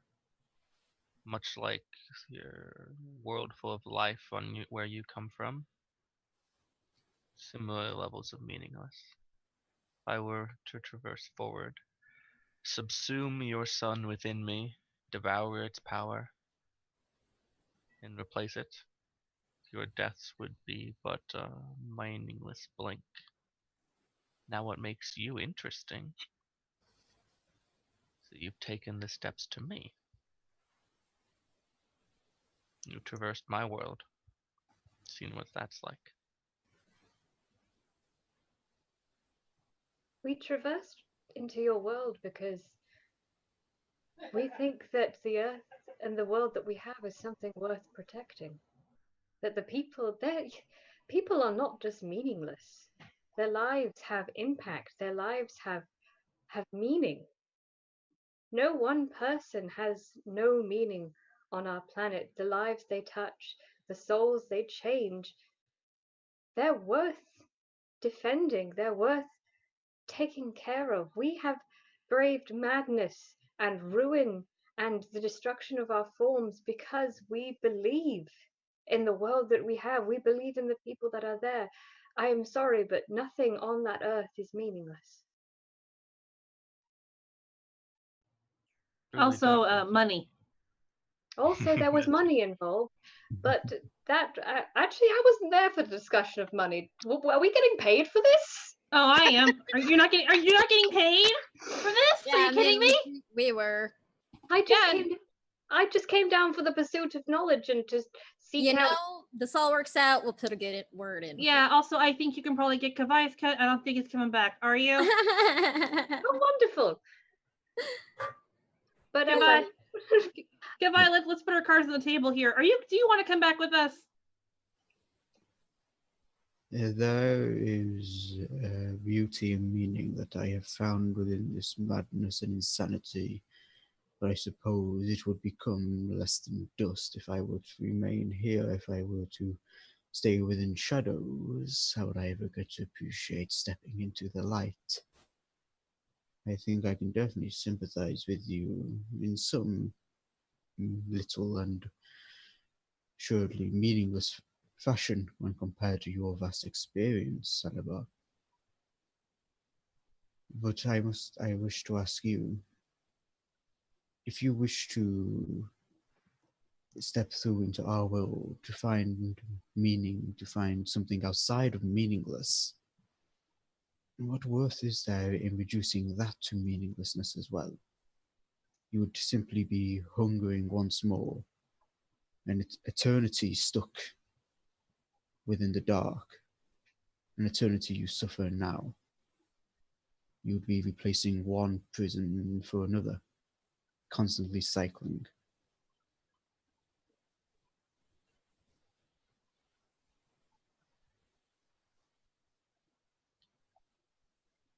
Perhaps. I imagine I will enjoy finding out. But what if Enjoy you, might be how you would put it. what does that say? They said he recoiled from his statement a little bit and said, well, enjoy might be how you would put it. But what if, in some fashion, you are incorrect? That you will find no purpose or joy or fulfillment in what you aim to do. You will be stuck in empty void once more, hungering for the light that you cannot grasp. You would leave in your wake meaninglessness. You would reduce everything into ash, and with just ash, the camino of fire to cherish. You would be stuck in the cold without the warmth to step into. Currently, your coldness is reduced to this realm only. What happens when all of them are reduced to this meaningless, dead, and eternal state? What then would you seek to do?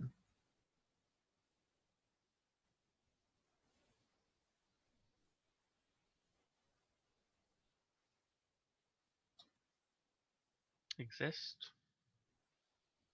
And how is that different than what you do now? You would pursue something for an age only to find yourself back at the beginning. Currently, I subsist on a blazing jealousy. It drives me. Jealousy for what? What do you There's- do when there's nothing to be jealous of? I might be interested to find out. But what is it that you are jealous of? Sun. If A you jealousy and a hatred. a jealousy and a hatred for the sun. Why would someone hate the sun?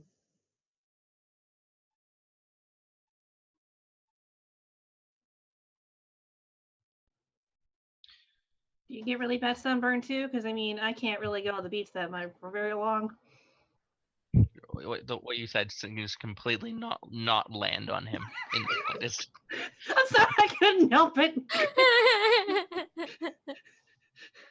When you, as the entity of this place, I exist largely outside of time. You will too. You already have. Of a sort. Okay. Expect individuals such as yourself to understand or succeed in warping anything of this land. I do expect you to try, however. And Gemeline, as you have the foresight spell, you get little glimpses of the future. Oh, good. And that's getting kind of weird right now. Okay. Because as you're sitting at this table, you feel little snippets of not just the future as in what's going to happen next in this conversation, but laterally throughout the fourth dimension of time. That's fun because I'm 2-dimensional right now. Yeah, so you're a 3-dimensional creature again, just not the right ones. So you are getting snippets of the future coterminously throughout a period of time. At least that's how you would perceive it. So you see glimmers of Alabar arriving on the material plane and destroying, but at the same time, that is coterminous with your conversation right now with that individual. And you also see back to your traversal across the far realm. And all of this time is being condensed into one little instant, which you are currently suspended within. And feels like absolutely normal to everyone who is not observing time currently. But you are both right now talking with Alabar and traversing the far realm, and at the same time he's breaking into the material plane the exact instant.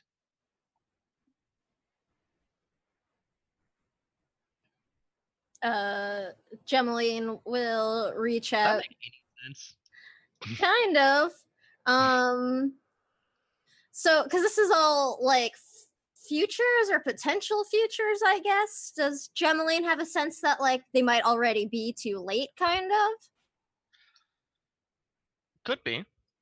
You get the sense this entity, this star, is warping time. So while you were sitting here talking with it, it is actively condensing time to bring that closer and closer. Okay.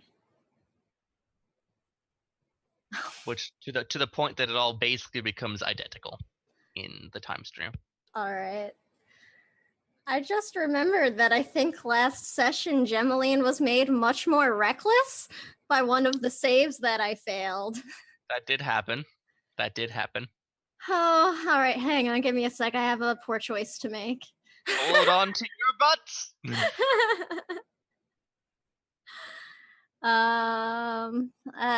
Son of a lich. All right. Oh man, I don't even know if any of this is really gonna like matter though. I'll use Isn't that the lesson at the end of the day? Yeah, that's true. Matters. None of this matters. Or is it? Maybe you succeed. There are things you could do or say.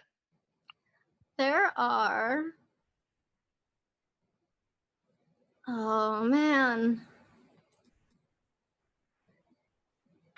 I don't think this would even work, but all right. Well, for starters, at least, Gemmaline's just gonna message mentally to my compatriots, getting our melded friends together in one go, and then switching over to Kavai just to be like, I'm not entirely sure.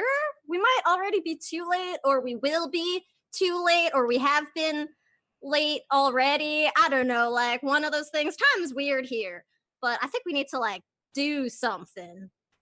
Yeah, you read my mind. I was getting ready to chuck that teeth at him because I'm pretty sure, regardless of anything that we're saying, he's gonna want to do what he wants to do because he wants to do it.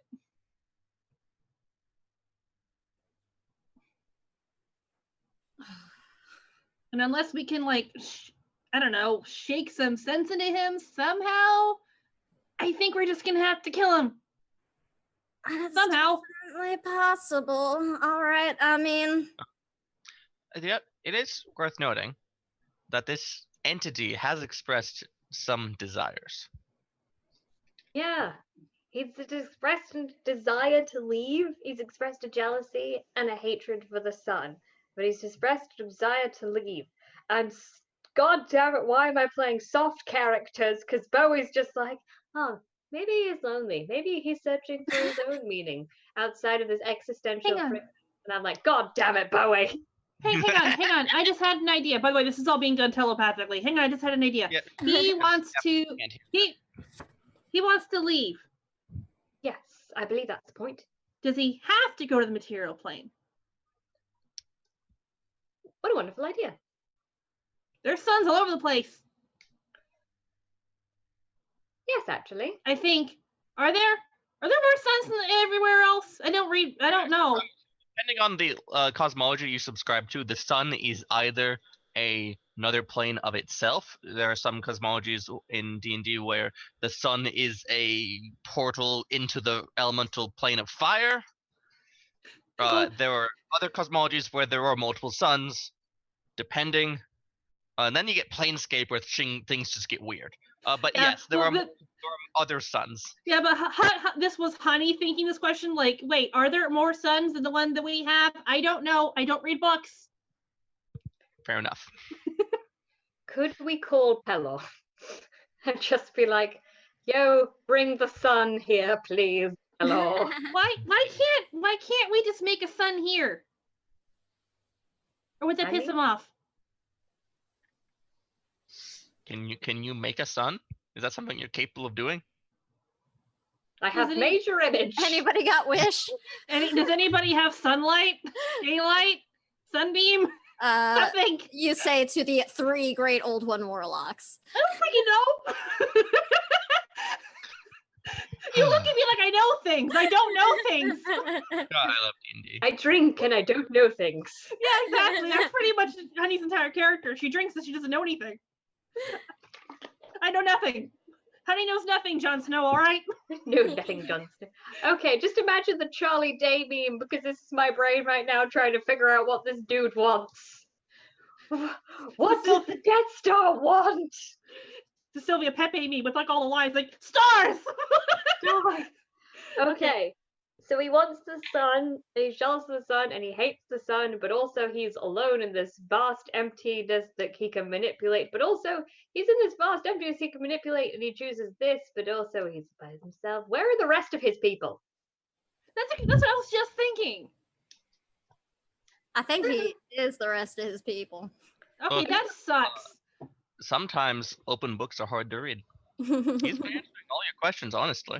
That As far as sucks. we know. If I may pose a You can make an question. insight check. Okay. Yeah, I'm gonna make an insight check. Yeah, I want to do that too. Go on, Sam. I know, insight check will probably be better than what I was going to do. So. That's 20. All right, let's see here. Oh, hang on a minute.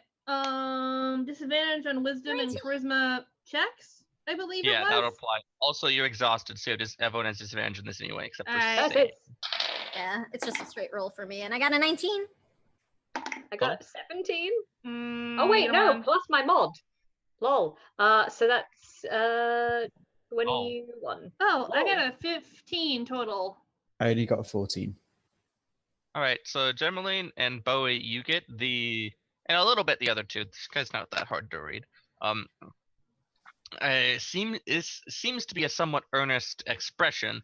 That being said, with a moderate amount of insight, you're able to see past this facade of human-like existence as he is basically crafting an image that you might find understandable to present to you. So there's a lot of holes and missing pieces. Like if you watch really closely, sometimes like his elbows bend the wrong way and shit like that. Love Just it. things that they wouldn't know. Is this a bad time for Bowie to sing, I can show you the world, shining, shimmering splendor? I'm just sort of like picturing like his form now, like kind of like wigging out in those bad like Pixar renders that you see in the like where like I don't know, Sully's hair just goes. Okay, so Well, get into the brain of a dead star and what this meaningless entity throughout space and time could want. What if we made him Goodbye. not dead? I have a really bad idea. What? Wait. What if we made him not dead? What do you mean? Like he's a dead star. What if we restart the star? You know, like a fireplace. I have no idea if that's a thing. DM, does Gemmaline think that's even something that could remotely be like feasible, just arcanally? Like I'm sure if that's he's- never been done, but Based on your understanding of the lore around Alabara, they conceptually was a burning bright star who burned out and died and became this.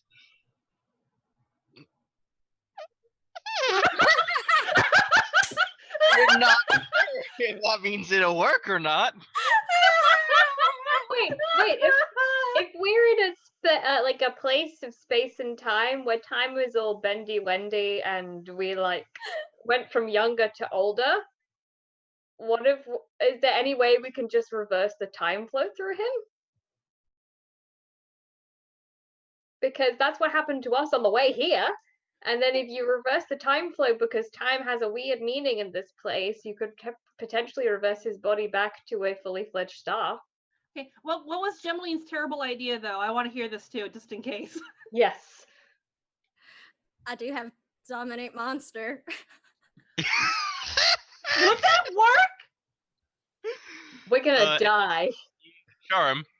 You know what? We're all gonna die anyway, regardless of what we do, probably. But like, I don't know. So you think that there is something around that, the whole making it a sun again, that might at least postpone the problem for, a long time. I don't know It my won't be our star problem anymore. that well. Can we like pose that question to him? Is Do. there? He can't. It occurred to me that he actually can't read the minds of the 3 great old warlocks unless they say yes, because that's a great old. Which I'm not. That's a big no. So does that mean he's been hearing like me loud and clear, like one half of a 4-way conversation? Yes. Okay, so Bowie's going to ask him, what if we could bring the sun here or reignite all of this? Would that be something potentially worth not destroying our loved ones and our homes for? And like the rest of that plane. In I general. could find that agreeable. Do you have a method to bring your son here?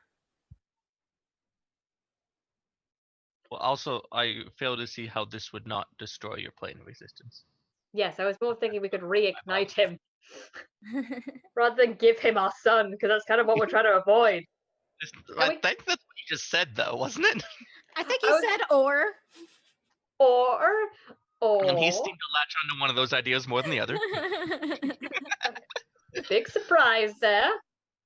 So yeah, we potentially could.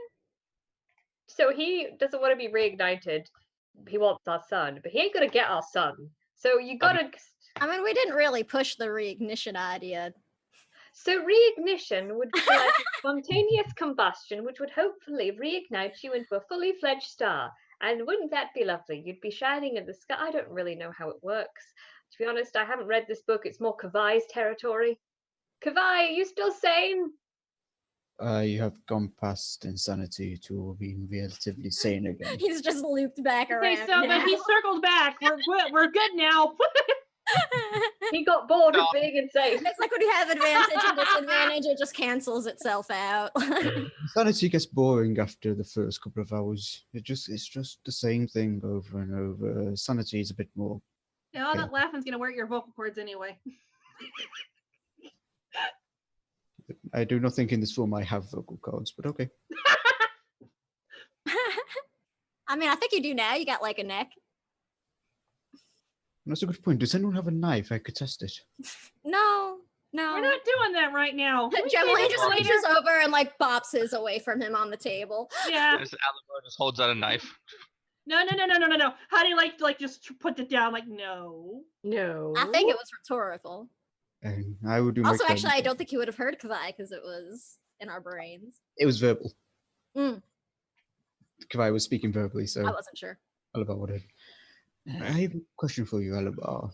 I assume you've been honest so far, and you will continue to be, since you have no purpose to lie. Is there anything that could be offered to dissuade you from encroaching into our realm? Something within our expertise or powers to accomplish. Or something on our persons that you'd probably like. I don't know. I got Honey starts like going through her bag. She's like, I don't know. I got potions. I got like my alchemy jar. I got like I got some. I got like gold in here. if time and all is so flexible for you here too, I mean, we could certainly devote what time we have to finding alternate ways to maybe relight your fire, as it were. I mean, Don't that's like a wait, blink don't of the wait. eye to you. He pauses for a moment, letting you all speak, and he seems to, he goes to contemplate, and then someone else says some things, and he contemplates a little more. He's very passive. Listen, could offer me more. What I'm looking for, what I've quested towards, breaching into a new plane, subsuming the power of their solar energy, replacing it, destroying it. Do What you need solar energy of some sort? need? It's not the light that we eat, but the very essence of the stars themselves. Well, And there are it's not zillions of them. need so much as it's like sugar for you.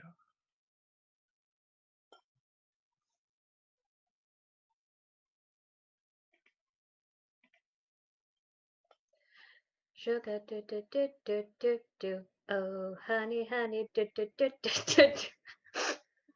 What if you don't like sugar?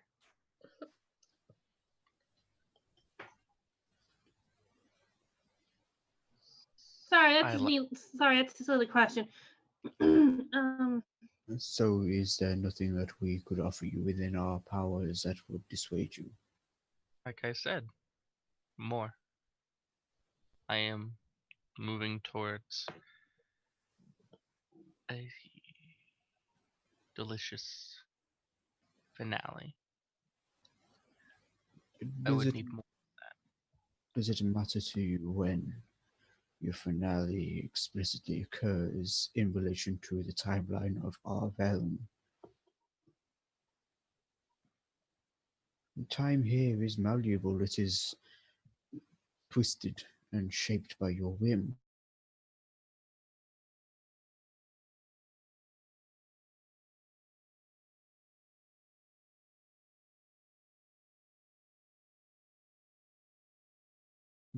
And none will be there to stop you, or you can savor the essence that has built up over the millennia and aeons. Good point. The Why settle world. for a snack when you can get a feast? He turns to Kvi and slowly surveys and lands of sight on Bowie. Says, your world ends.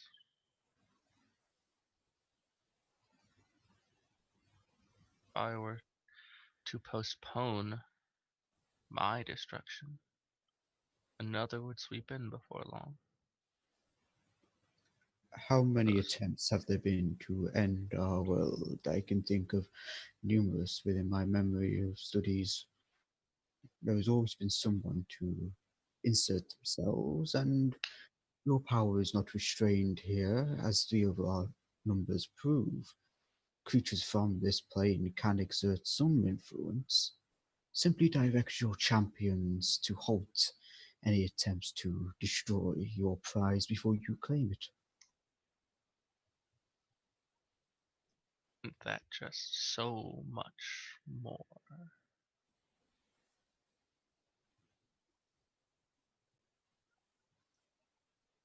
This point in time, what's the phrase? Might as well have thrown it at the dartboard. This is not important. Now is never special. But this is where your world ends right now. Looking farther, trying to part that veil.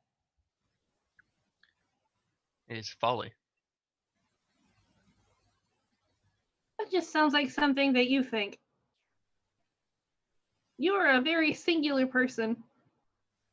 And that's saying something because I'm selfish as hell. But you or more selfish than I probably have ever been in my entire life. Also impatient. I agree. A question of curiosity. What time is it now in our world? What That's point? complex question because we are currently multiple times.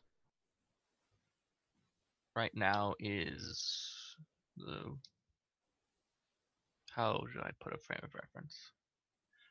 Right now is when I breach the sky and end your world. It is also about 28 days hence when you entered my realm. Why is it our world that must die? Why, Isn't why our plane? Why our no, existence? no reason. It was I- chosen. By I have- whom? Sorry, honey. Me. No, it's fine. Here's the thing, though. You're saying all this is happening. You've made it very clear that you have all this power. But you've chosen to talk to us now. You're giving us an opportunity to talk you out of it. Why is that? Do you really want to do this? Or do I you just want see somebody to talk you into it? I see an opportunity for more, as I said before. There is no reason. That is slightly inaccurate. Some individuals from your world reached out into the far realm and caught my attention many years ago by your time standards. So when it came time to breach forth and subsume a plane of existence, it was easier. Well, those When people are gone now.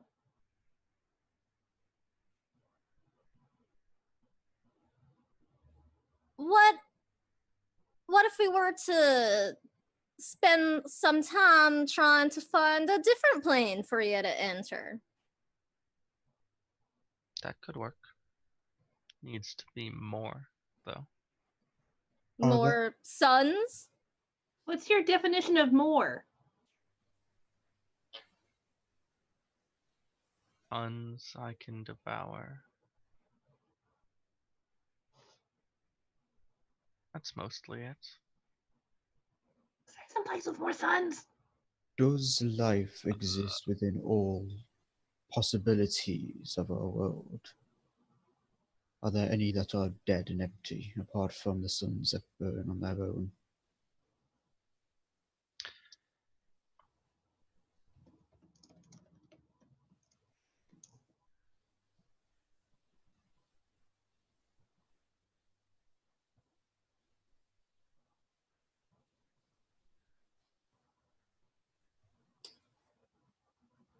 Thanks for a bit. No, I think I have learned something from the four of you. I think there is something more I'm looking for. More than just a sun to eat. Many, he looks at Kavai, who are exposed to us, to this realm, experience a gratuitous enjoyment in the dispatchment of life. You are not wrong. So more. More death. Yes. More death, is that correct? Yes.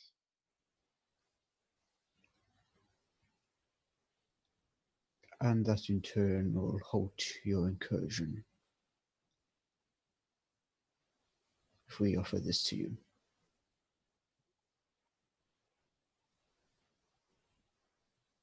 Yes.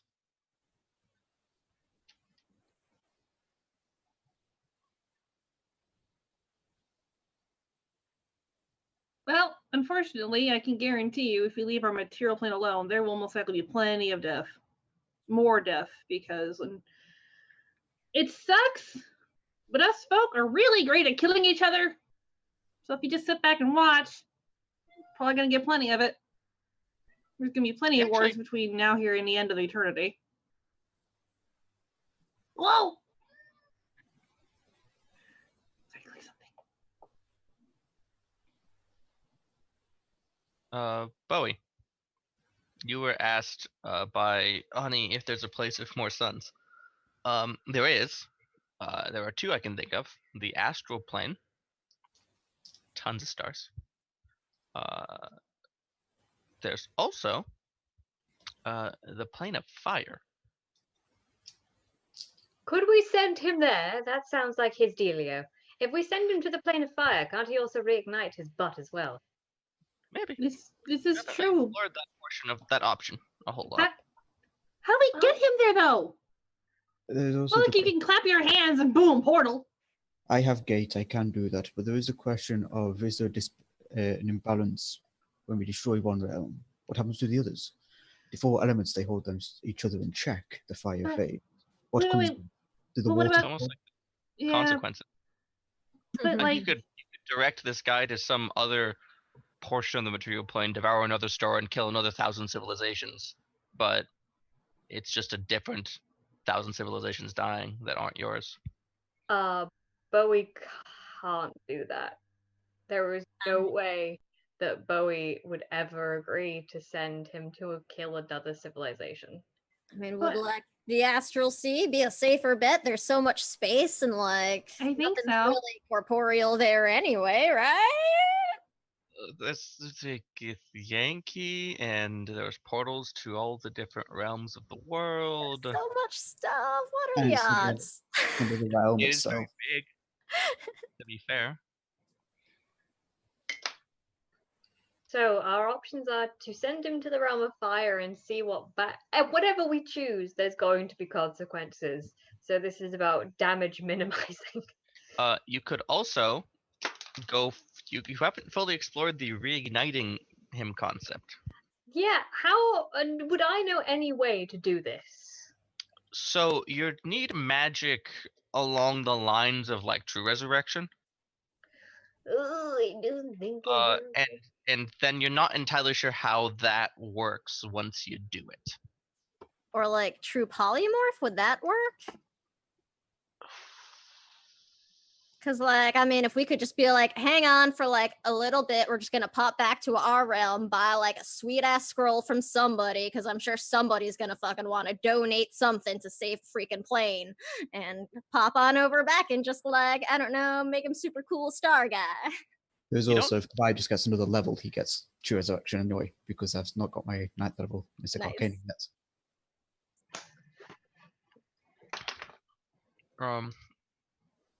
You don't think true polymorph would do it. No, okay. Yeah. Lower potency resurrection magic might work with some work. Also, you can bend a lot of the rules if you get him to help you. Right. So if we found some sort of resurrection spell, and if he boosted us power-wise, we could potentially Go Super Saiyan and maybe, you know. I mean, one of we our got scales that's over 9,000. 3 level 18 Pact of the Tome warlocks. I feel like we could do something with some help from a dying star if he wanted to. That does seem on brand. Throwing it out. If we pooled our resources, we could totally do. So our options are: we send him to the fire realm, we send him to the astral plane, or we try and reignite this star, which How about we try proposing the last one more formally, see what he says, see what they say. I have a question for the DM. Something I don't know if I caught clearly. Did he Sure. mention he just wanted more death, essentially? More. Just more. He was okay. fairly non-specific about it. He did express an interest in the wilting of civilizations and the end of life. He also expressed a desire for the candy-like star existence, star essence that he likes to eat and is jealous of and hates. Okay. It's a very simple creature. It's just very hard to please. It's like a dead, starved toddler. I was going to say, he's a 2-year-old.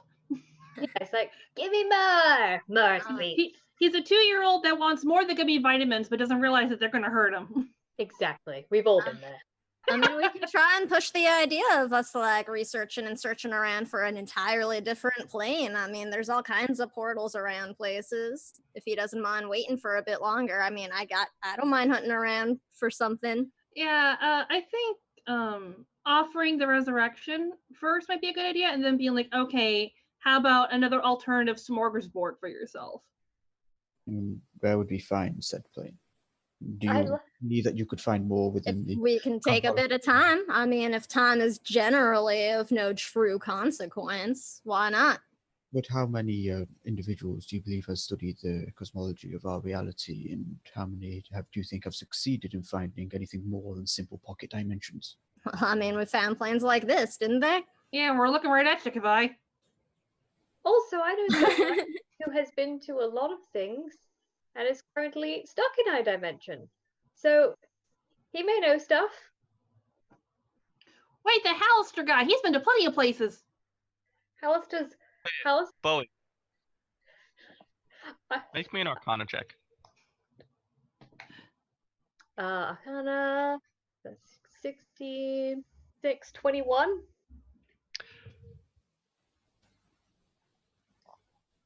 Yeah, this seems that does work. So you remember the plane of Carcerai? Yeah. It has 2 suns and houses all the evil people that have ever been interplanarly jailed. Okay. Bowie's also- gonna. Happens to house a couple people you care about. I know, but I'm gonna go and get them. It's gonna be fine. Well, it houses Sai and the hag, or the creepy lady who was like, "I will devour your soul." But And Sai the remnants of your mother.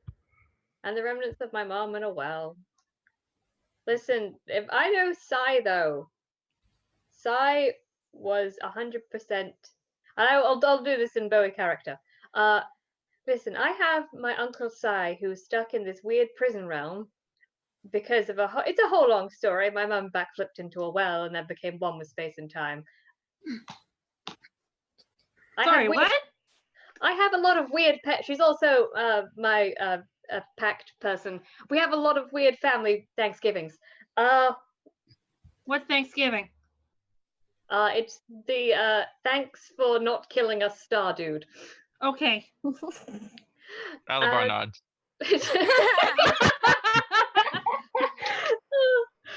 But seriously, I have an uncle who lives there, and he is all about. If we send him there, it has 2 sons that this entity could feast on. It would just. My uncle was all about defending people and thwarting evil, and I know he'd want this. And it also contains the remnants of my mother. Although she is one with space and time, I'm not really sure how any of this works. But wait, question to you, my friend. How long would it take you to eat a sun?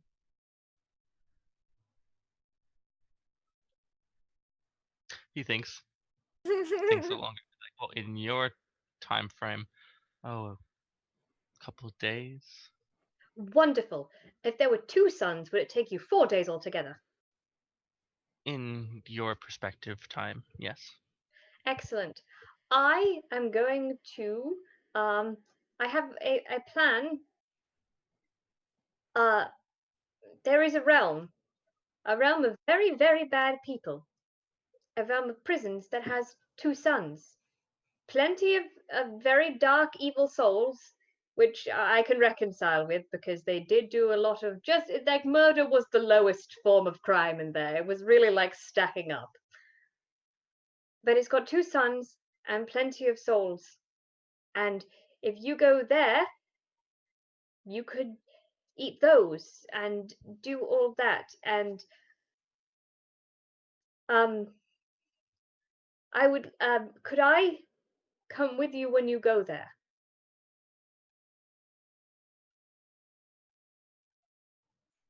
Bowie. What is this place called? Carcerai. Well, Bowie, I'm stuck next to you, literally. That would be my backup plan. Could we separate this? You gave him a head. Bowie, Whoa. Maybe I don't want this guy to do it. Bowie will hear in his head from Kavai. As I have mentioned, I can send people to and from the far realm with this tablet. Do you have a method to get from this plane that you mentioned to your home one? I know what my parents told me. There is a portal, but it does require knowing someone on the other side will be waiting for you. Let me check something very quickly. Did I take it?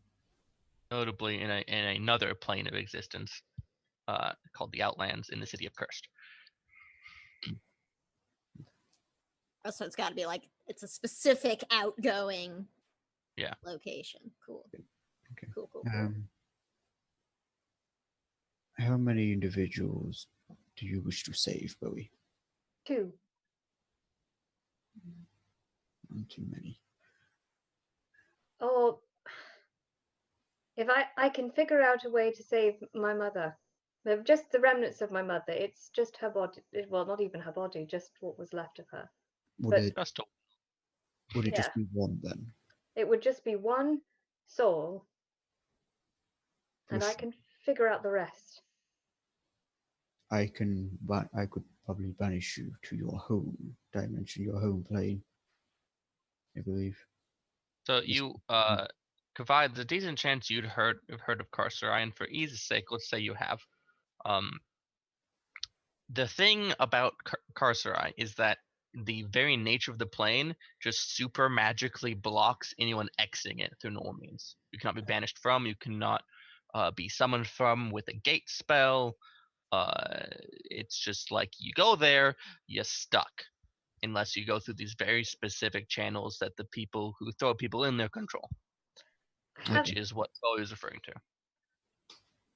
If I can get to the place where they have the gate, I can bargain for it to be open. I just need to portal there pretty quickly.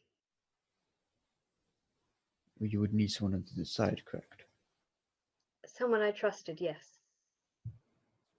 Kawhi is going to turn, I suppose. Would you be, Alaba, would you be able to refer me to my normal state? I prefer that to be more comforting. As you mentioned. Alvar's had his eyes closed for a little bit.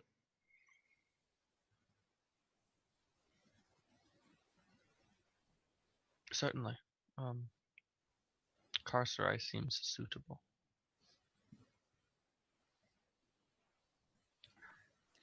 How are the weird flashes of future that Gemmaline is getting from Foresight as this conversation is like progressing? Shifting. Still confusing. Also, I feel like now- she's probably spending most of the conversation just kind of like watching that and being like, oh, I can see everything. You are seeing glimmers of Alabar devouring one of the two sons in Carcerai.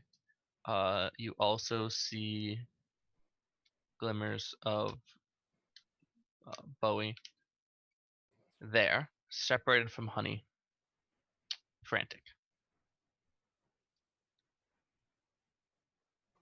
Cool. Could I use, this is a question for the DM, detect thoughts on Bowie with Bowie guiding the spell to know the exact exit location? Sure, that's transferable. Okay. And Alabar's going to very kind of flippantly gesture at Kavai, and Kavai starts to retract into a form that is mostly accurate to how he was before. It's also very painful. There's a brief giggle from Kavai Or instead of a Siri. shout at him. Because he's still technically insane. He's just gone almost a full loop. Alabama, I assume you could make your own way. to where you It'll wish to. take a little time, but that is meaningless. Time is meaningless here, yes. Bowie, Yes? think for me, please, on the if you know of it, the exact exit location where you would exit outside of this realm, Right. and cast Detect Thoughts on Bowie. So he's lifting the surface thoughts off of Bowie to get that information for himself. It takes me a day to refresh the tablet. A day is meaningless here. I could gate you into this realm. You find those you wish to save. I simply gate myself out of here into the exit. You have someone waiting for you on the other side. That is kind of you, Kavai. Selfish, more. You're interesting. I'll take it.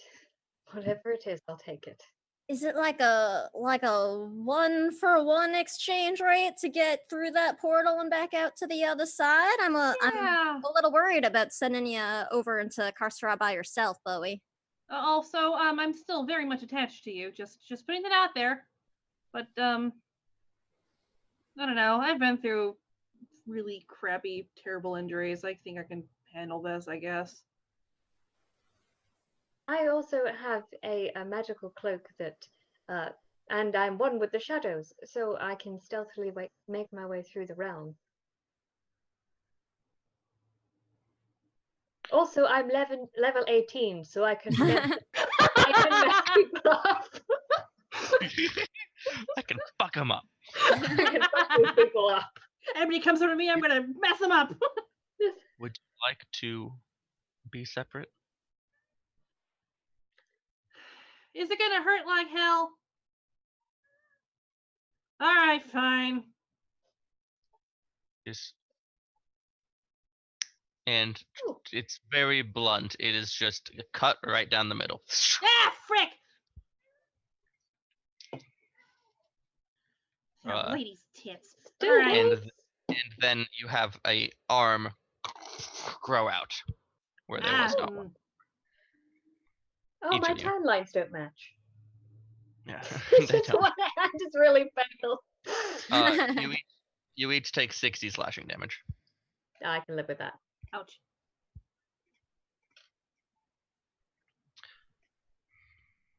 Oh, math is hard. So, and Oliver seems a little more engaged now. I send you, and he points to Bowie, to Carcerai. You get your slim time there. You get out, and then I get what I want. That seems wonderful to me as all. Well, yes. I've been searching for a way to free him for many years, and I appreciate that time is meaningless, but I appreciate the extra time.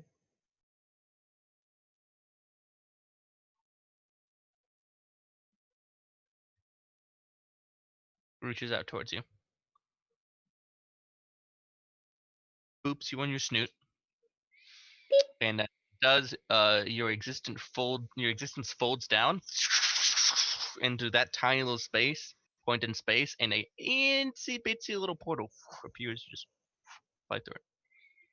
It's just a really high-pitched voice goes, yeah! I'm an ad now! So Kavai, seeing that, will pull out the tablet and start casting Gate, focusing it to exit out into where Bowie showed him. Okay, so the place you need to be is in Cursed. If you time it right, basically you just show up and touch a mirror, and Bowie comes out. Then I'll try and do that.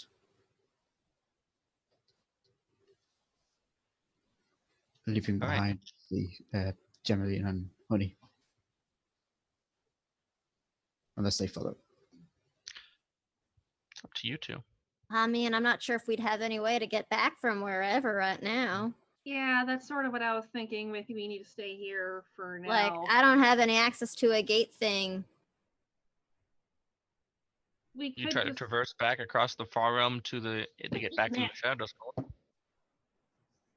Or you could step through with Kavai with his gate spell. Appear in Cursed, activate the thing, and get the hell out of Dodge. You'd have to trust Alabar to hold up their end of the bargain then. Right. I mean, so far they haven't actually given us any reason to really doubt them. I kind of feel intention. like This we're is sort of true. all of the same mind, just in terms of let's just all get what the fuck we want if we can, and everything's fine. Yeah. So- Honey will follow where Gemlin goes. All right. all right. Well, I don't like the idea of just splitting and sending everybody by themselves. So, Yeah, Oh, Honey's a Kavai- little worried about. especially because Kavai and Bowie may end up being like tap boss stuff by the time you actually come through the portal and we're able to meet up. Maybe staying together as best we can might be a good idea. Yeah, Honey's actually a little worried about Bowie too, so she's like, "Yeah, I'll go. I'll go with you if you're going to Curse." I mean, actually, would it be possible to go like 2 and 2? What do you mean? 2 people go and wait on one side of the portal, and then 2 people go into Carcerai and pop out through. Oh, yeah, because Bowie said you're gonna know somebody is waiting for you on the plane. Yeah. Oh, instead of- yeah. Well, you can just Yeah. have one person on the outside. okay, because that was what I was like asking before when I was like, is it like a one for one to get through that Not one for portal? one. All right. You do need one at a time. I mean, we Kavai could is still on the- do that just so nobody is totally by themselves in a weird ass place. Yeah, A that's true. dark Kavai's spell finishes in a dark, murky portal. Here's behind them. Kavai just steps through it. It will last for. He'll keep it concentrating on it for a minute, and then dispel it. So Gemini and Honey have a minute to step through. All right, I'll just go. Honey, do you want to stay with Bowie, or you want to stay with Kva? Oh, that's a good question. You're still repulsed by Oh. Kavai. What?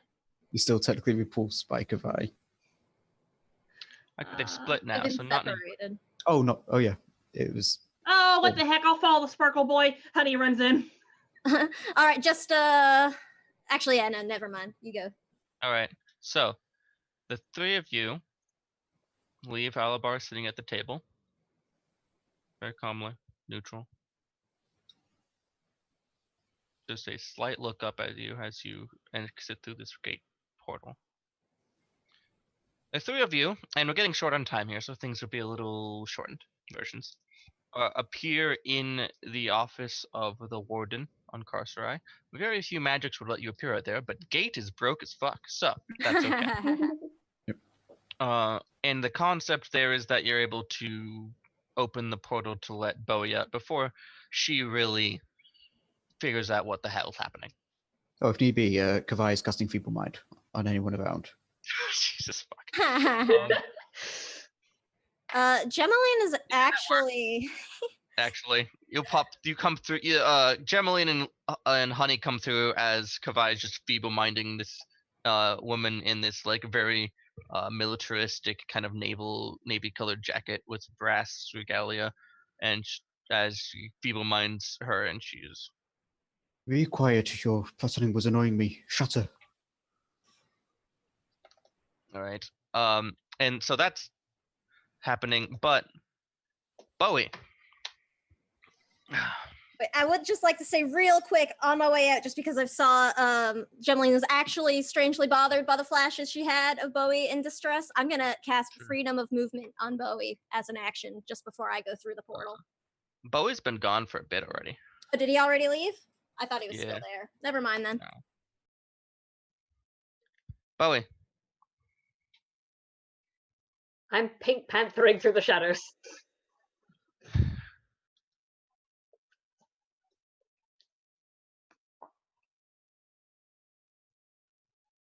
So to abridge this, I'm gonna do a super, super fast skill challenge. I'm gonna Okay. need you to do a spellcasting ability check, a stealth check, and let's go with a persuasion check. How do you do a All of spellcast? So just as it'd be charisma mod plus proficiency All these will be at disadvantage because of your exhaustion. Yay for lucky. Useful. It's the one I always choose because I'm like, yes, dice, roll powerly. Okay. So one of them was a stealth, right? Yep. That is a 19. Okay. A nat 20 on persuasion. You have disadvantage. Oh, yeah. Actually, that's still pretty good. That's persuasion. Yep, that's math. I'm panicking. 23. So the 23 persuasion, 19 stealth. Was that with disadvantage too? Yes. Okay. And a spellcasting ability check. This is the I one that rolled matters. another nat 20. Why am I rolling the good ones? But then what's the other one? Oh, sad. So wait, remind me how I do this again. So it's charisma, right? Plus Charisma proficiency plus bonus. proficiency bonus. Oh, okay, that's fine then. 26. All right. I have +5 charisma and +6 proficiency. I have no idea how that happened. So you get, because time is relative, just as you are able to leave this horrible plane through a complex series of actions and spellcraft, and the fact that you've been preparing for that for your entire life. Well, since college. Yeah, since college. You see this void magic circle in the sky, and just as you are going to leave through the mirror, you see Alabar, not his well-appointed physical form, a writhing maw of dark greenish flesh, tentacles this almost the size and length of the moon, eyes of different shapes and sizes. They all seem to be looking right at you, paying close attention to what you are doing right now. You see the tendrils, 4 of them, almost like an octopus, just reach out and grab one of these 2 rotating dark red suns, and just as the planetoid splits open and begins physically devouring it above you. Bowie is And the only thought is like, oh, I wish I could have drawn that. yeah, as you or in doing the complex sense of motions and arcane sigils to open the mirror, you have nothing but to hope that your friends were successful. And then you get pulled through. And as all of our intrepid band of heroes lie somewhat beaten and bruised by the far realm on the floor of Cursed in the Outlands, who have just raised the alarm of the entire city, which his entire job is to protect against extraplanar incursions and evil things. That's where we leave our band of intrepid adventurers. Having I am curious, is Gemaline still 2-dimensional? yes, Yes! Oh, goodbye, back to normal. Guy's mostly normal, although he wants to go back and kill his patron. Yes. Honey is missing some of her color. So is Bowie, because Honey stole some of Bowie's color. Gemaline is 2-dimensional like Paper Mario. And Bowie also has tentacles growing, and Kavai's a little cracked, and Honey's fingers try to fly away on occasion. Oh my god, I think I'm still dripping color too, so I'm like yeah, a melting just a little bit. 2-dimensional thing. You get all the sticks, it's fine. I love Everything. And then you have to, evade the detection and capture of all these people it. in Cursed. Everything's a fustercluck. I But love it. think water deep. Yeah, we did. Hey, the whole plane. Yeah, mission accomplished. We did it. Go through these. super quick outro because we have MCG mixtape up next with Bleeding Edge, I want to say, which is just excellent. Dan will correct me in the chat if that's wrong. Dan has informed me that I'm correct. So, I've been Nat. I'm the Tuzidium. This has been tons of fun. Thank you for my players. This was excellent. You were awesome. Fast mode outro. Start with Liz. Tell us who you are. Hey, I'm Rhea Red Wings all over the internet. You can find me on Twitter at Rhea Red Wings too. You can also find me on Patreon where I talk about my art process. I post really large, I post high resolution versions of my art. You also get access to early access to commissions, all sorts of fun little things. And you can throw money at me. I'm also on another channel soon. I am part of the Greyhawk channel Saltmarsh Stories along with Samuel. We are coming back from our hiatus on July 5th, I believe. Please come and say hello. It's at 8 p.m. Eastern Standard Time. You can come and see my barbarian. You can come and see Samuel's Tabaxi. Delightful. And Samuel. Yep. So hi, I'm Sam, or Samuel as I was for this to avoid confusion. I can be found on Twitter as Eldritch Warlock. As Liz mentioned, I can be found on the Greyhawk channel with Saltmarsh Stories. I can also be found on the RPG Lab on Mondays at 7 p.m. British time. And I can also be found here on Variant Rolls this Sunday at 3 p.m. Eastern, I want to say, where I'll be doing my own homebrewed mini campaign of the Old Myths. Ooh. Fun. And Samwise. Hey, I am Sam. You can find me at Samwise_GameG here on Twitch and Twitter. I am on a handful of streams. My schedule is on my social media, so if you just follow me there, you can see it. I'm in a game with Nat over on Encounter Roleplay, though. You can watch us play together, which is ridiculous. That's Mondays on Encounter Roleplay. And I got a bunch of other stuff coming up, but check it out there. And yeah, that's me. And of course, the last but no less inimitable Val. Hi everybody, I'm Val. I'm the Nerdy Niffler on Twitter. You can find me mostly here on Saturdays. We have Saltmarsh, which is basically a bunch of lesbian pirates and one fisher who was played by Matt. And then on Sunday at I think it's 12 p.m. AST, we have Gothic Brunch where a bunch of garbage children try not to die. And yeah, that's I love my outros because like garbage children. Delightful. All right. Like I said, I'm Nat. This has been delightful and also stressful. So, thank you for tuning in. Stick around for Bleeding Edge right after this. Yeah, it's gonna be great. We're gonna go freak out about things privately. Bye.